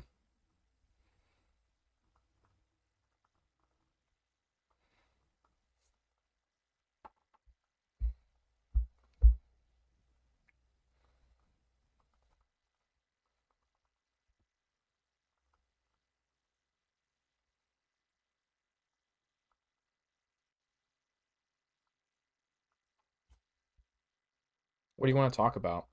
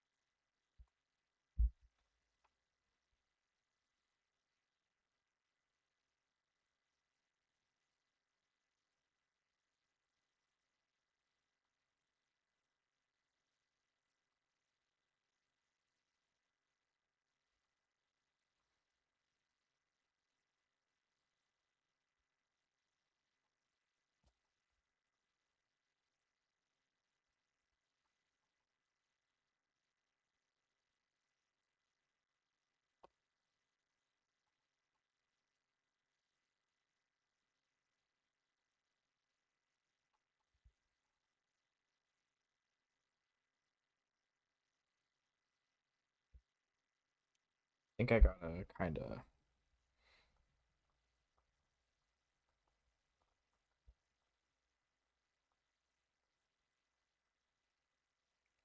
My day was fine. It was good. I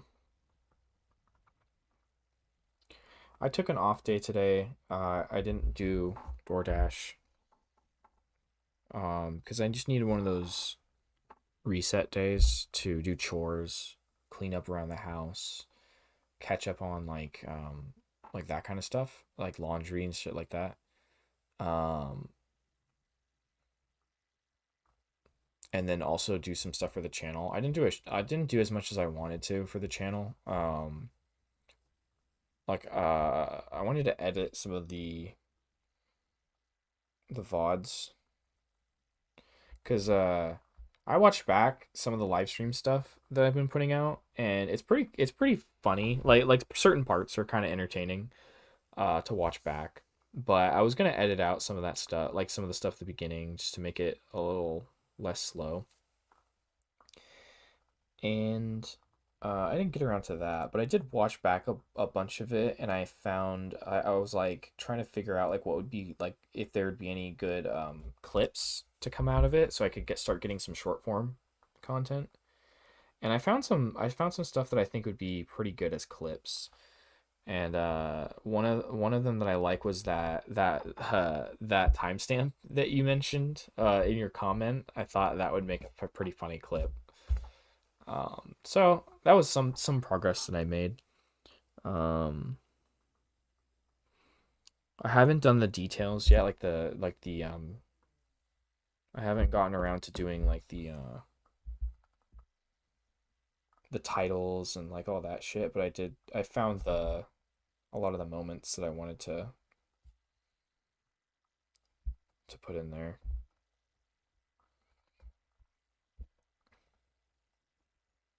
And then yeah, and then I didn't do too much else. I think besides like cooking, cleaning,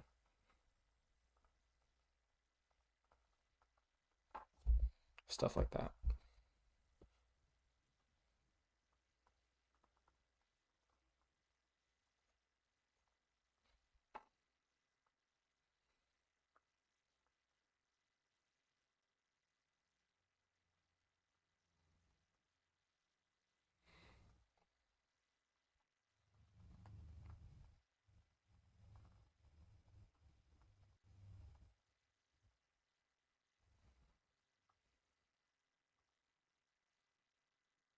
Not yet. I mean, I the thing is, like I have music that I want to use,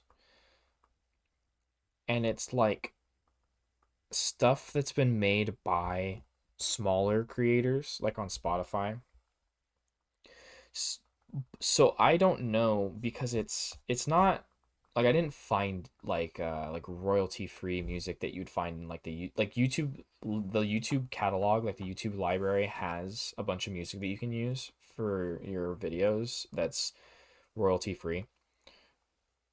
It's not like it's not from any service like that. So it's not like guaranteed to be like copyright free or anything. But I'm just wondering like what the etiquette is because like since they are smaller creators, I don't know if it's proper to like put their stuff out just cuz like even if I don't get copyright claimed, um I don't know if like they would like I don't know like if you were like a music creator if you would like be pissed if like you just saw some random guy on YouTube like putting your music in his videos without like your consent. And it's like my thought process would be like, oh, it'd be cool because like, it could, I would do it in with the intention of like sharing cool music and like giving publicity to like other creators. But then again, it's like not everyone necessarily wants their stuff just like being represented by people online um without asking them first. So it's like I gotta kind of figure out because like I mean otherwise I think what I'll do is there's some pretty cool like services that you can or not services but like there's some pretty cool like products out there that I get ads for like on Instagram for example where it's like Monument Studios is one I'm pretty sure where it's basically like fantasy music for like D&D kind of like but whatever you want but I think it's mostly marketed towards like people who are like doing D&D stuff and it's like really cool fantasy like ambient music.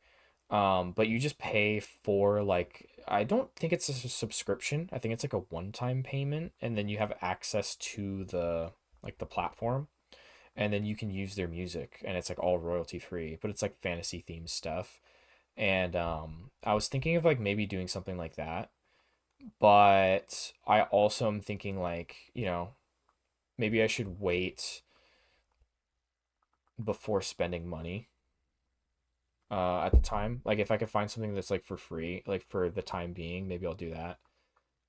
So no, I haven't like solved the music thing yet, just because, and I'm not trying to make it sound like it's hard. Like it's not hard. It's just I haven't put in the time or the research yet. Um, because I think it would definitely help a lot. Like even for my own sake, right? Because the last few streams have been really fun, really good because we've had a good amount of viewers, and I was mentioning this earlier. I think it's a lot more fun when I get to talk to chat rather than just like because I can talk about anything. Like I can talk about like what I'm drawing. I could talk about like the reason why I'm making certain decisions that I'm making, and I do those things even when there are people in chat. Um, but I really enjoy when there are people in chat that have questions and things like that. And then we can like talk about stuff together. That looks better. Um, and for those times where it gets slow and maybe there's not so many people in chat, I think having like some music would at least help me. But I also think it would help viewers too. I think it would just be really nice to have some good music playing in the background, to be honest, regardless. So I have a list of things that I need to that I want really want to improve on, and the music is one.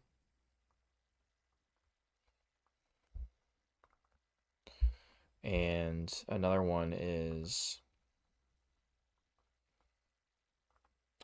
um like I mentioned in every stream so far, my tapestry keeps falling down and I haven't fixed that yet. I just keep retaping it. So um tonight is no different. It's taped tonight, but I mean it hasn't fallen down yet.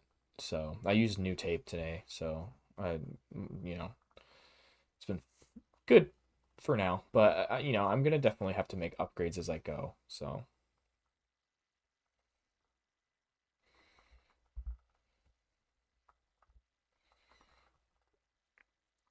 kind of deciding here. So I think so for this piece, right? It's Sarek wandering through the forest, surviving in the Neverwinter Wood while he's in exile. He's not only, um trying to survival in a forest is not very difficult for Sarek as a Firbolg, right? It's a little bit more taxing without his community, but it's not like a real challenge. Like he's fine, like surviving like by himself. Like he has druidic magic. He has grown up with learning survival skills, um, learning how to benefit the clan.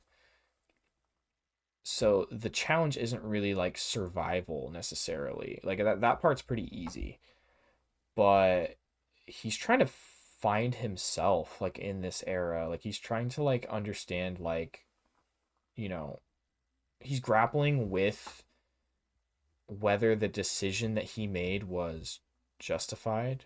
He's trying to figure out like how to live with that and whether what he did was right or wrong.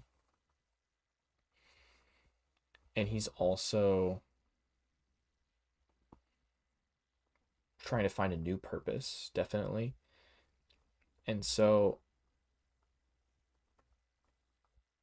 with this version of him, I'm kind of like trying to think like, he hasn't found Ponyberry yet. He hasn't found that village, that like town of humans that are going to eventually bring him into the fold, and he's gonna like integrate into like a human led society. And when he does, he's gonna find a new purpose, and he's eventually going to adopt some of the customs of like the humans, right? Like he's going to start wearing, potentially more normal like human type clothes. He's going to start training uh to become a cleric, a priest of Tyr, and he's going to kind of like adopt the traditional path of the cleric, and wear metal, use metal tools, like use metal weapons, armor, which he would never have done in his clan. And this is before that. So he's banished from his clan, but he hasn't found humans yet, and he hasn't found his purpose yet. He's still sort of like on a journey, trying to figure out who he is, what he needs to do.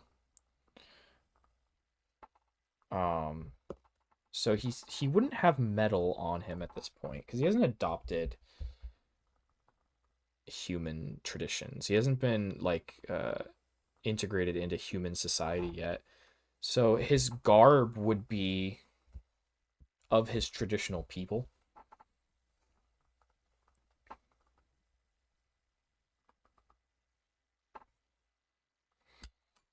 which would not have any metal. Like the Magiska Bror don't use metallurgy at all, for anything. So their clothes wouldn't even have like metal buckles. So everything would be tied with leather, or like use bone buttons and stuff like that. So like his belt, I was talking about his belt earlier, like what I want to do for his belt. And it's gonna it's probably gonna be tied instead of buckled. It'll probably be like a either like a leather cord that's like tied, or it might be like a piece of like rope or like textile that's like kind of like braided and tied.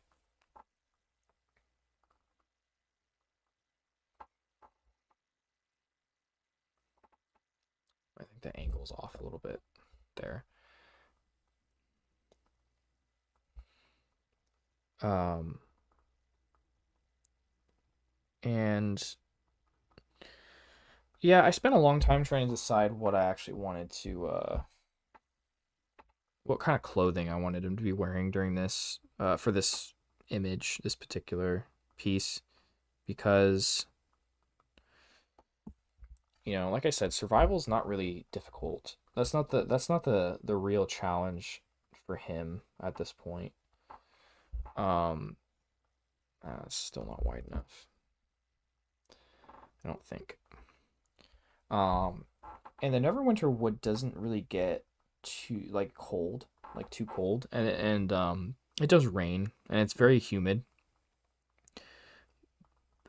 But as an expert survivalist and a supernatural being that's like in tuned with like the forest and stuff, he can kind of predict like the weather pretty well with like thaumaturgy or like druidcraft, stuff like that. Um, I don't think he would need like a ton of clothes, like a ton of clothing. And so I was thinking like I want to do like a vest, like maybe like a long vest, like have it like draped down quite a bit, but tied at the waist. And I'm gonna give him like some trousers, like some loose fitting trousers, and some almost like moccasin kind of shoes. Um, so, but then I was kind of debating like, do I want to give him like a shirt, like a tunic, like underneath the vest? Um, and I think no. I think I'm just gonna have him have the vest. I think while he's like in his exile, like he was on the path to become a druid, and he's like this Firbolg from like this very secluded clan, very traditional, very secluded. So I think having him be like this is the most primal version of Sarek, I think, at this point.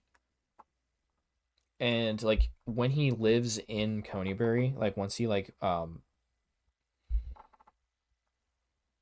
to Coneybury, I think you'd have something similar. Like he would wear clothes that would probably be in a similar style, but like they would have to be custom made because he's so big. And he would probably would choose to have something made a little bit more in line with like what the people of Coneybury would dress like. And so he probably would have like a shirt, sleeves, maybe a vest. He'd probably have like more. He'd probably have like boots, like while he lives in Coneybury, and so because like this era is like so different for him, I was like, you know what? Yeah, maybe we just have him just with the vest. No, no, no shirt.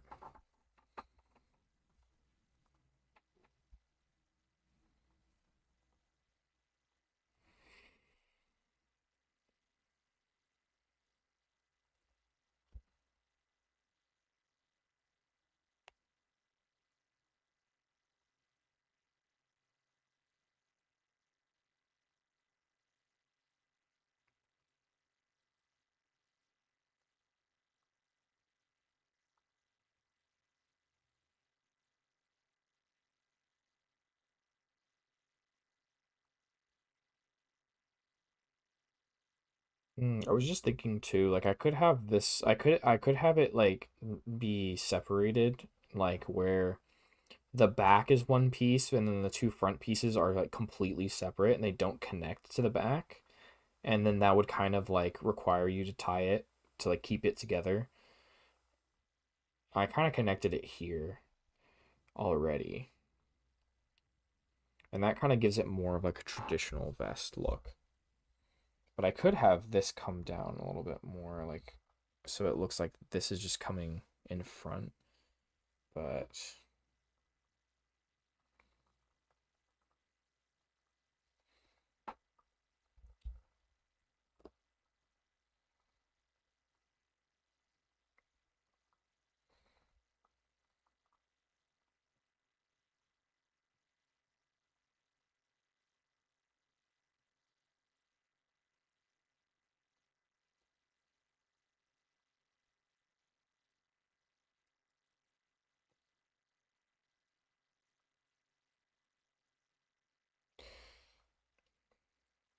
yeah, I mean,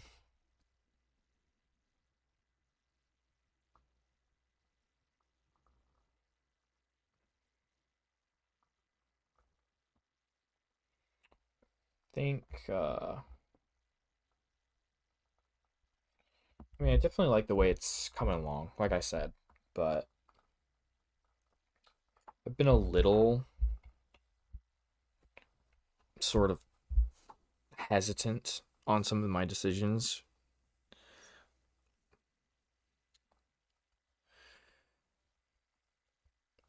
I'm debating right now what I want to do for that belt, like I mentioned. I think I'm just gonna have it be. I think it's definitely gonna. I think it's definitely gonna be some sort of like rope.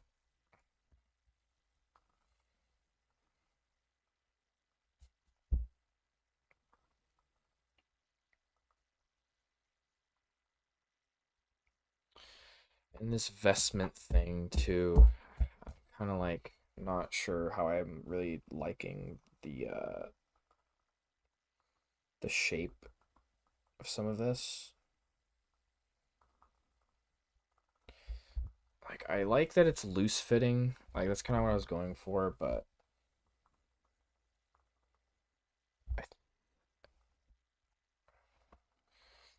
I'm just not sure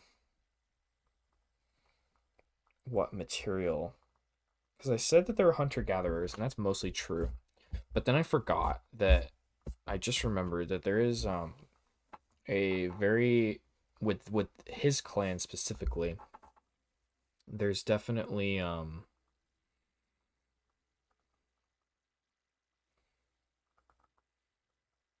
yeah, yeah, I think because like I said, like, he's not a cleric yet, because this is him before he, finds human civilization. But he wouldn't have any metal stuff on him at this point in his life because he just has been banished, and he doesn't really start adopting the use of metal until later, until like once he becomes a cleric and stuff like that, because he's found a new purpose, so he's willing to make those changes. But you know, originally he was on the path to become a druid, so it kind of works either way, right? Because even though we know that he becomes a cleric, um, he if it wasn't for him becoming a cleric, like he would have been a druid, and either way, for either of those sort of scenarios, a sort of like rope tie belt like kind of works. Um, and I was just thinking logically, like, okay, well, if he doesn't have metal, like, what kind of belt would he have? Like, he could have leather. It could be a leather belt, but it could also be some sort of like rope or textile that's like woven and he like ties it. Um, I was thinking maybe like a braided leather, but then just tied instead of like buckled could also work. To be pretty similar either way, but with this piece I've been getting really into talking about like the world building and like the lore and like kind of like why the character is the way he is and like how it connects to like the story and stuff. I did that a little bit with Callian, but I've been doing it more with Sarek because he's this is my first time sort of like drawing him in like a sort of different era in his life. This bone needs to be further back. So I've been thinking more about like,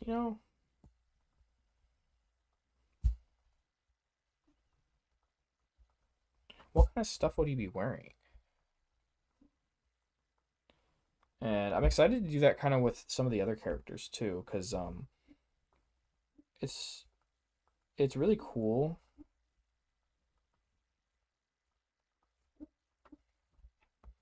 It's really cool to have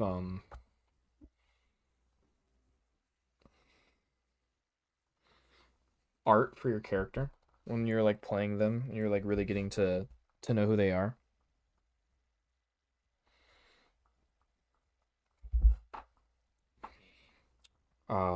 And then if you want to like sort of explore their backstory, normally we never, when you're creating a character for like D&D, you don't really usually get the chance to like really flesh out the backstory all that much. Or some people do, they write really long backstories and then it never comes up in game, um, and stuff like that. So you're not really always super motivated to like think very hard about like their backstory and stuff. Um,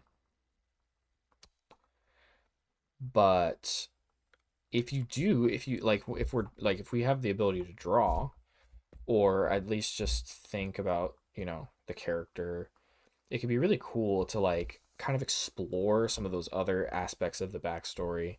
And in this case, drawing him in a completely different era in his life before he even becomes an adventurer is pretty cool because it's like, damn, like this is like a version of Sarek that we don't ever get to like see like on screen in the campaign. So it's kind of like ephemeral And Sarek kind of describes in the game that like, oh yeah, I got banished from my clan, and then that's kind of that. You don't really like think about it too much. But then to actually see art of it is kind of like, oh shit, like that's like this. It kind of brings life to like that era of the character, and then now you kind of like get to. I think it really like sort of does a lot for like not only the person who created the character, but also for everyone else who's like if you're in D&D and D and you're playing with that character, you get to like um understand the character better. If you're like a reader of like a novel, or if it's like a movie character or something, it's always cool to see like when there's like a movie and then a comic comes out. It's like a prequel comic, and you get to see like a different version of the character that was in the movie, but it's like the prequel. So then you get to see like a cool like artistic rendition of like what they could have been like before. It's always fun to see characters with different costumes, like different aesthetics and stuff. Some animal skin.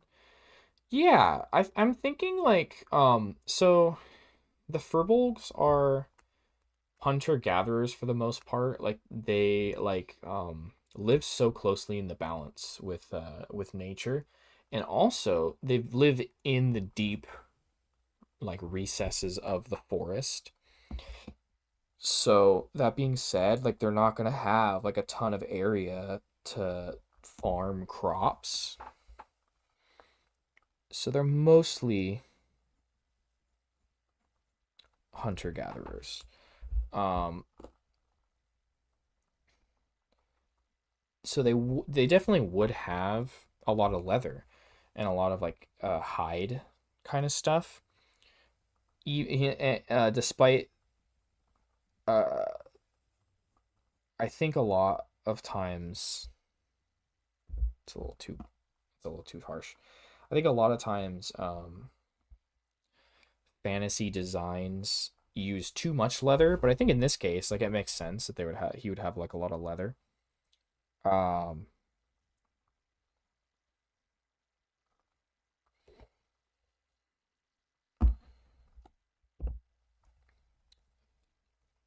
that being said, they like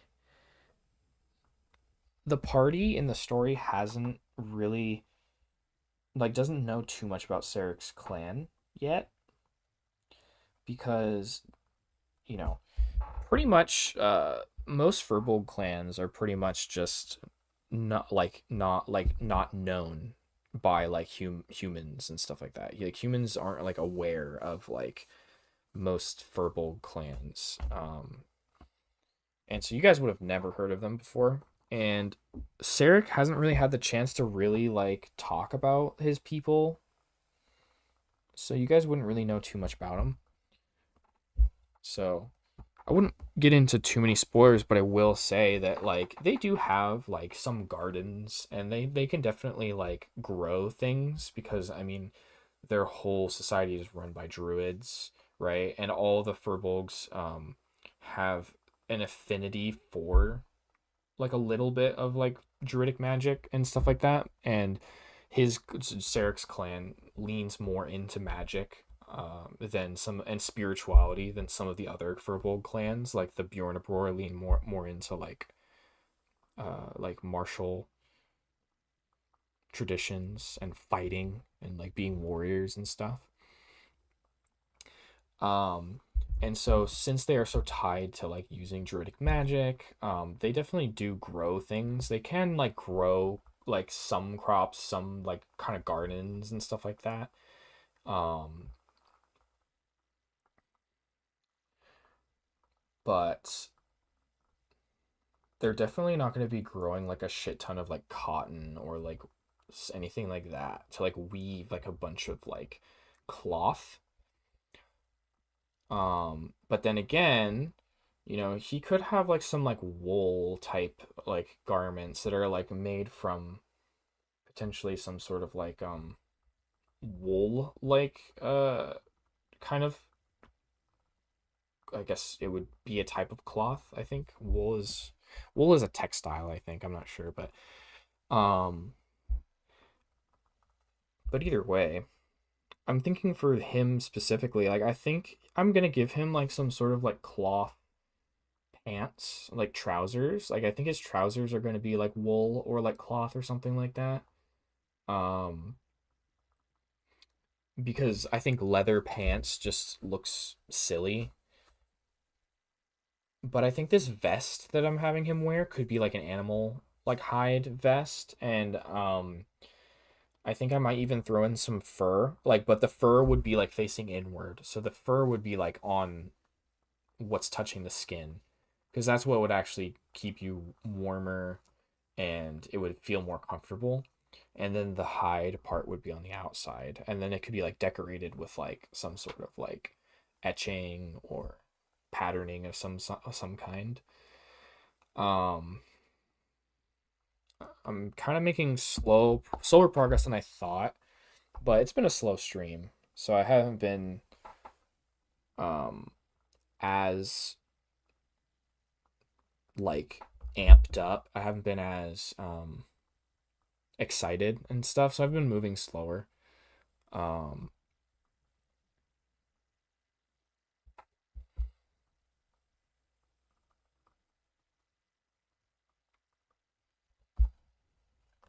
Let me try to get this in focus a little bit more.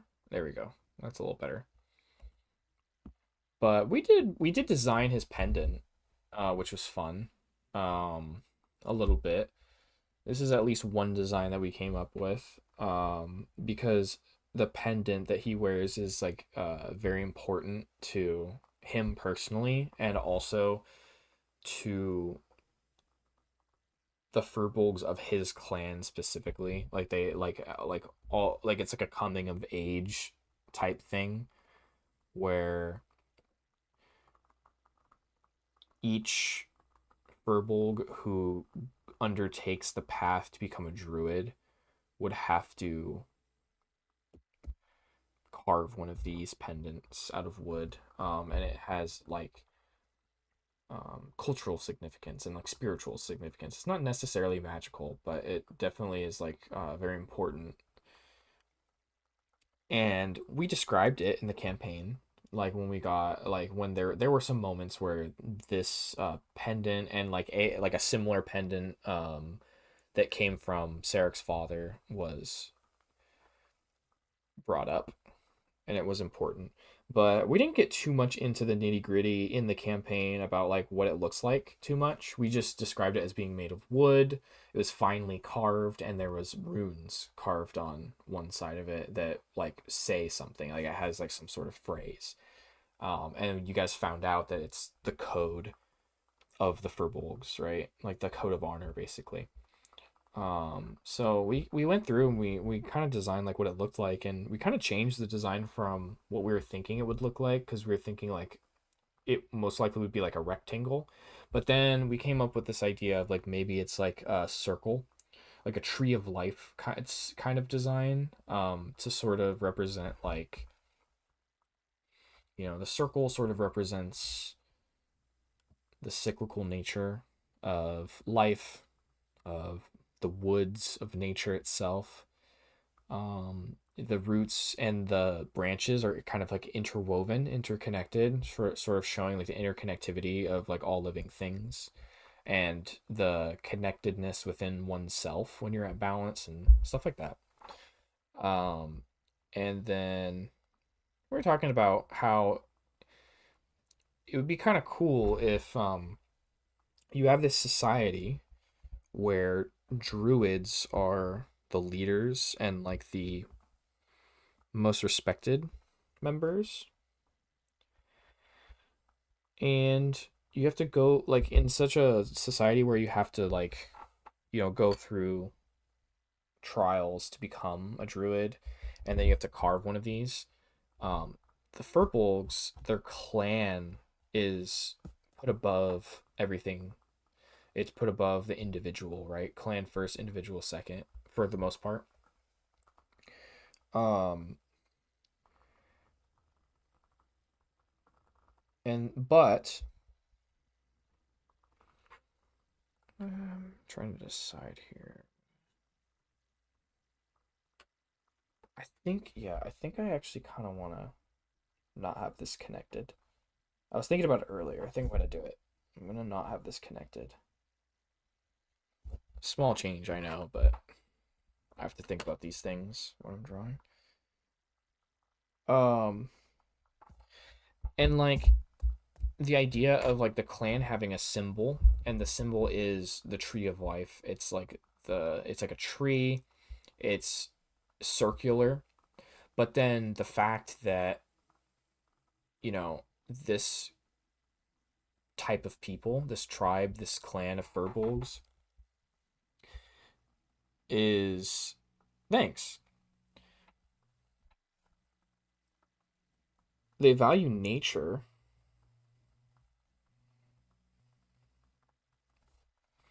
and they live with nature. And nature has patterns and it has its own sense of order, but it can be unpredictable. It could be uneven sometimes. And so like I like the idea that like if you're a druid and you go through the trials and you carve one of these, all of them are going to have the symbol of a tree, right? But there is an individual aspect to it where like every Firbolg's pendant is going to be slightly different, like because they're all hand carved, so they're not all going to be the same, and like they can make some personal choices, right? Like this one, I kind of have it off kilter to the right a bit. The tree almost kind of looks like it's like swaying a little bit, and the trunk is like interwoven and sort of like sort of bending around itself. But you could have a different Firbolg who goes through the trials and carves their necklace, and it could still be like a tree of life symbol where it's like in a circle, but it could be much more rigid, and it could have a different number of branches, right? It has its own artistic flair to it, and since nature is uh, can be fickle, and since nature is what these people live their life around and their spirituality around. I like the idea that like each of these like druids of this clan like have one of these, and you can like identify it at a distance that it's part of the Magiskabor clan because it's this circular tree. But then when you look at them closely, you can see the sort of slight differences between each Firbolg's hand carved pendant, and it represents their personal journey through like whatever trials awaits them, like to become a druid, um and also how they view themselves and how they view nature, right? And it also, if you're privy to this tradition and you interact with these Firbolgs, that could be a really cool like visual cue where it's like you're talking to a Firbolg and like you look at his pendant and you can tell something about him. If the tree is like very rigid and like very symmetrical, it probably means that perhaps he is very unbudging. Like he's very like maybe he's very stern, very unforgiving. Whereas like if the tree's more free flowing, maybe that Firbolg is more go with the flow. Maybe they, value their code of laws, but they have like a more lenient interpretation of those laws. Like maybe like the way that their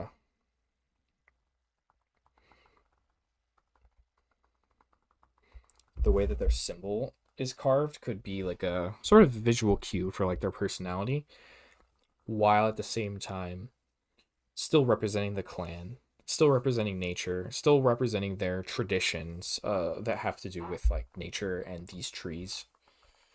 Um, so I thought that was cool.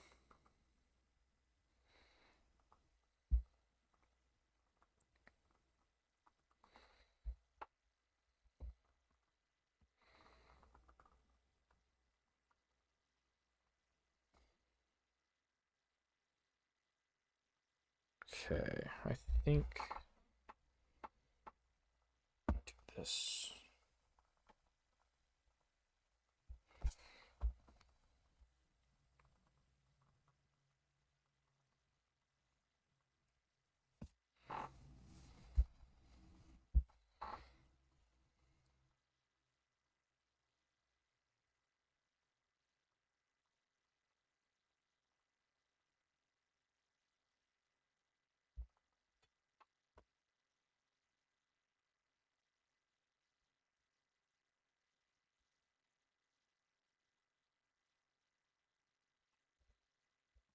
I don't know if I'm gonna stream tomorrow. We'll see. Because I'm gonna have to get back to working to make some money. I want I really want to finish this, but I'm not stuck, but I'm just feeling like a little unmotivated today. Um, I'm just feeling a little low energy, a little low focus, to be honest.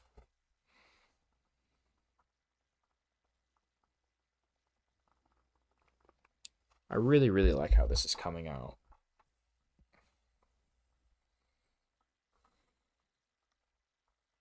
And we made good progress today.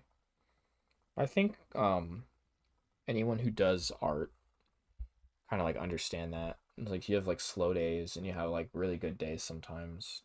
Even if you like know what you want to do, like you still have days where like it's just like you're just not in it, I guess. And I was really excited to stream today, to be honest. I was like, "Oh, dude, like we made such a good start on Sarek yesterday. I want to finish him today." Because we did Callion in one night in about 3 hours, and we had a finished piece. I didn't like how I did the ink. It wasn't terrible, but it was also not quite the way I was envisioning it. But that being said, I kind of banged that piece out. Like it, like 3 hours was pretty good for a medium-sized drawing like this for me. Um, this one's taking a lot longer. Um, which is, sometimes you're just gonna have pieces like that that just take longer, and you're just, for whatever reason, a little slower.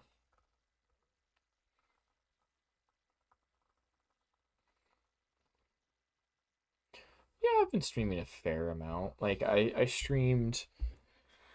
This is my fourth stream that I've done.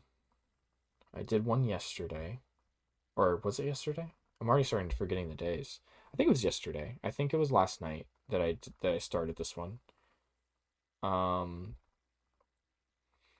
and then 2 days before that, which was what is it? Is it Wednesday today?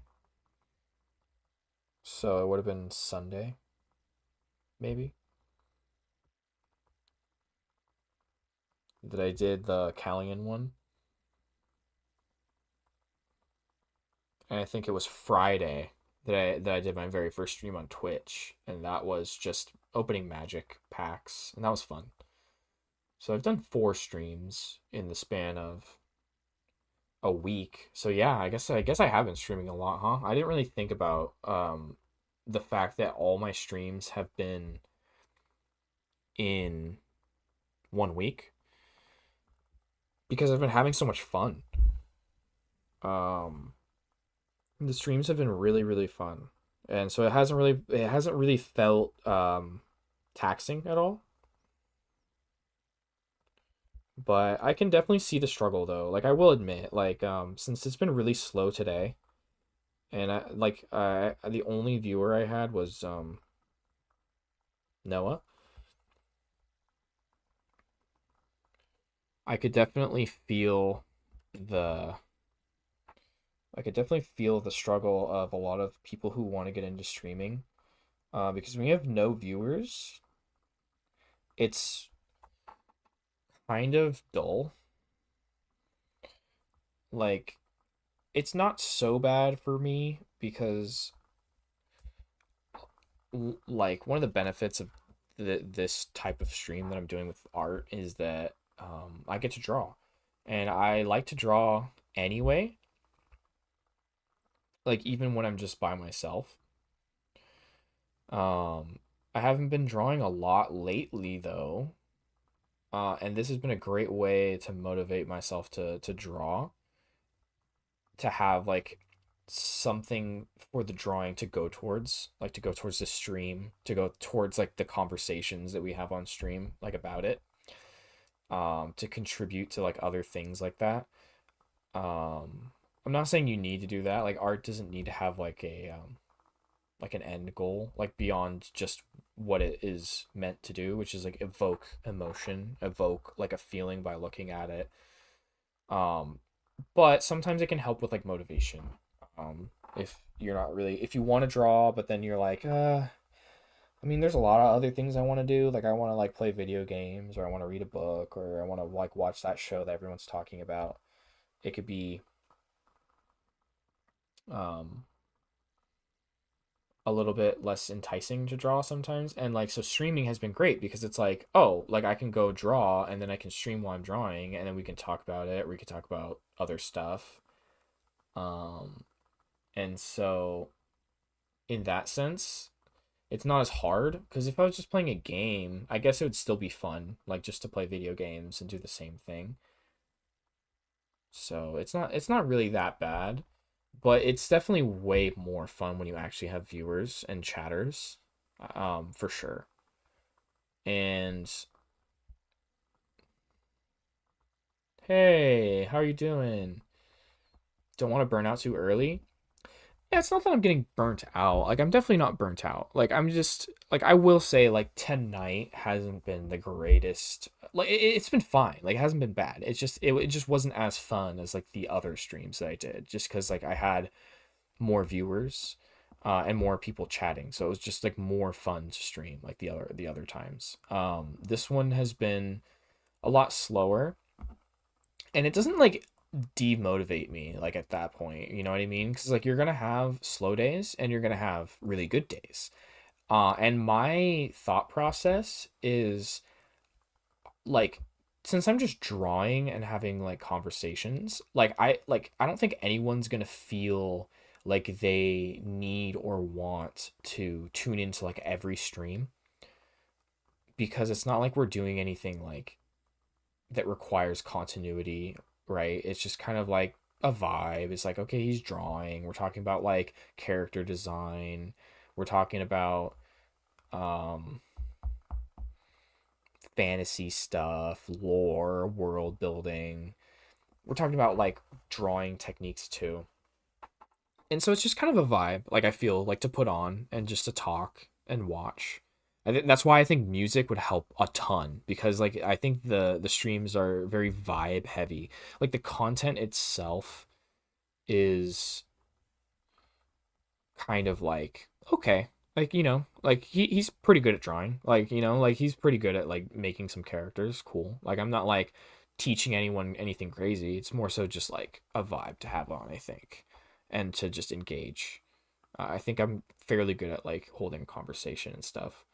um and so that being said, I don't think I need, like, if I only had one day that I was like, this is my streaming day and it's just going to be Saturday or whatever, like I think a lot of people wouldn't go out of their way to make time on that day, like especially a Saturday, to be like, all right, I'm gonna go watch a stream because this is only stream this week, right?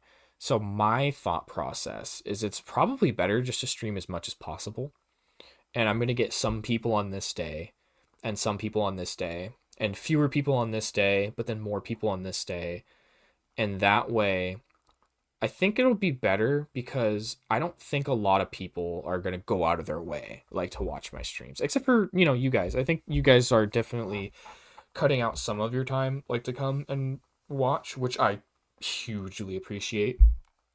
And it's like definitely helping with my motivation for sure. Um but I have other people like who follow me on Instagram, and I'm trying to push stuff on my Instagram audience and be like, "Hey, I'm streaming today," or whatever. But I think a lot of those people would actually be down to come and watch a stream and hang out, but like they probably wouldn't go out of their way to do it. Like they probably are not going to be like, "Oh, he's streaming." And like I said, if I'm only streaming one day a week, I don't think that they would be like, "Oh, I'm going to like cut time out of my schedule to come hang out." Because I think it's more so, "Oh, I'm not really doing anything right now. Like I don't have any plans, or like my friends canceled on me, and like, oh, he's drawing and he's like, and there's some cool fantasy music and we're talking about like characters and stuff. Like that seems like a vibe. Like I'll just put that on. Like, and so like I said, I think it'd be better just to stream more often. Um Not every night or anything, but my goal right now is like 3 or 4 times a week, I think, if I can keep it up. Because they don't all have to be like 3 hours. Like I can have some be shorter, like only like an hour. But I just want to try to be consistent. I just want to be, not streaming like once a week if I can. Like I want to do it like, yeah, like 3 or 4 times a week. Um, because like I said, it's pretty easy for me just to hop on and draw. It's not like it doesn't take like a ton of commitment or like thought ahead of time, just to come on and do that. So for me, it's pretty easy. So it's not gonna be something where I expect like a ton of viewers right away for sure. Um, I think it'll definitely be like building up slowly. I think that being said, I think I'm gonna wrap it up pretty soon. Um, like I said, it's there's no issue, but if it's a slow night, then I can just end early. No big deal.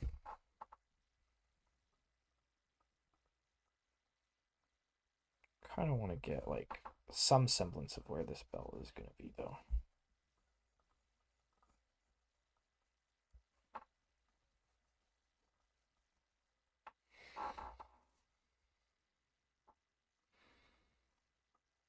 Yeah, that's pretty good.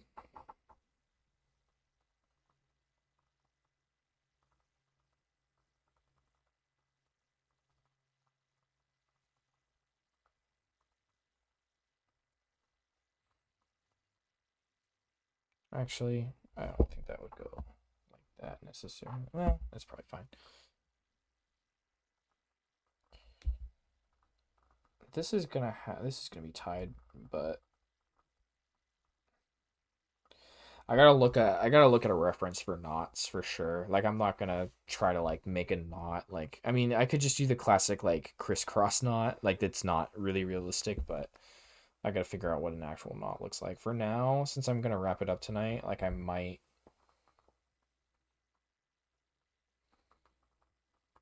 uh I think I'll just leave it at that, to be honest. I'm gonna clean this up a little bit. I don't I don't want to make any big decisions right now. Like I don't want to like put in anything that's like super detailed, like since I'm gonna be wrapping it up pretty soon here. But you know what I was thinking though for sure is that like we definitely want to add some more tufts of hair and like fur, because like like Firbolgs and Sarek, like they don't I don't think they necessarily have like hair all over. Like they're not necessarily like fully furred.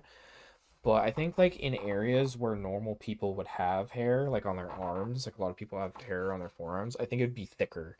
So I kind of want to add.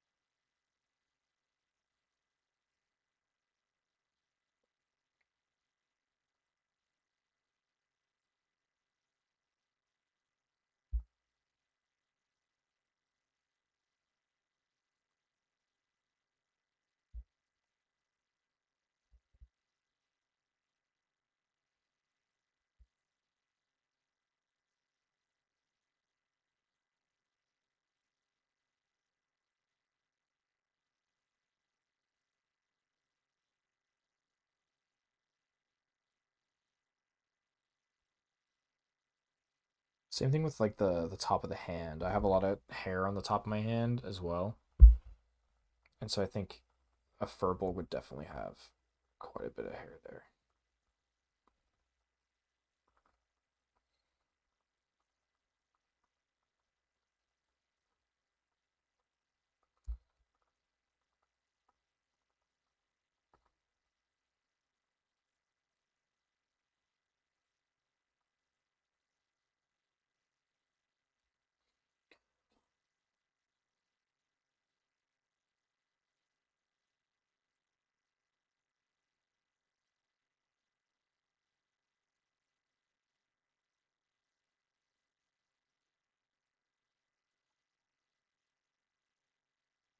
He definitely needs some knuckles too.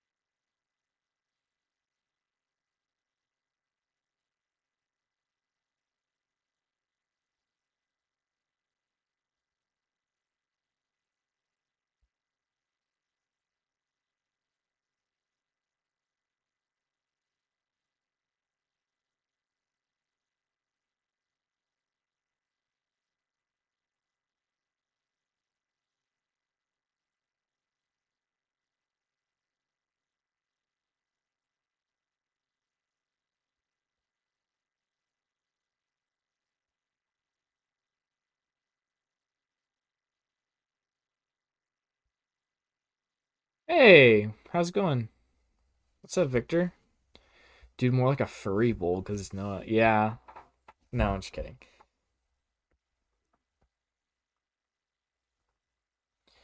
Yeah, I think since it's kind of slow tonight, I'm gonna wrap it up pretty soon. Um, I think I put a little too much on that side though.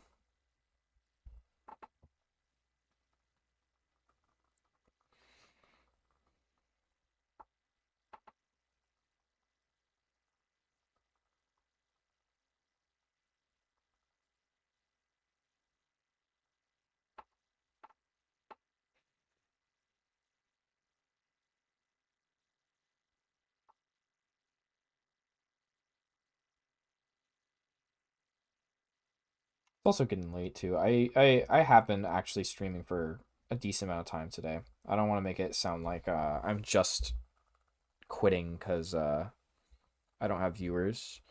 I actually have been streaming for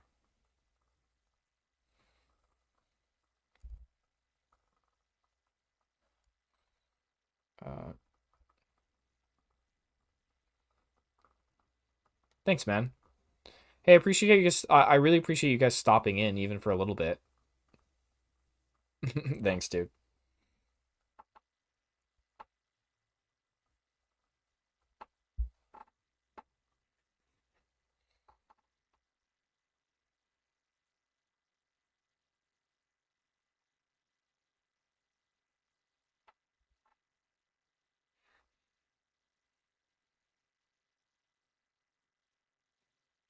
I'm just gonna fill in like a little bit more of the hair on some of these fingers and like extremities that like. I'm just kind of doing the last run through of like these little tufts of hair that I'm doing, and then I'll probably end it for tonight.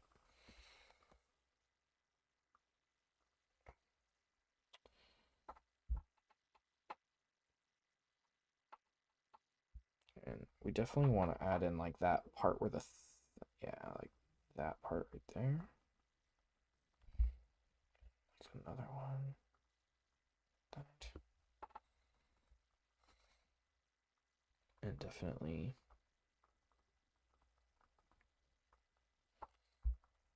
some of those.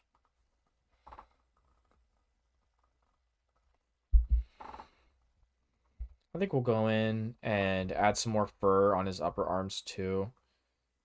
Uh, but we'll do that another day. And then he's gonna have some rad chest hair too. It's gonna look sick. But I think that's good for day. I mean, at least I made some more progress. We did some cool stuff.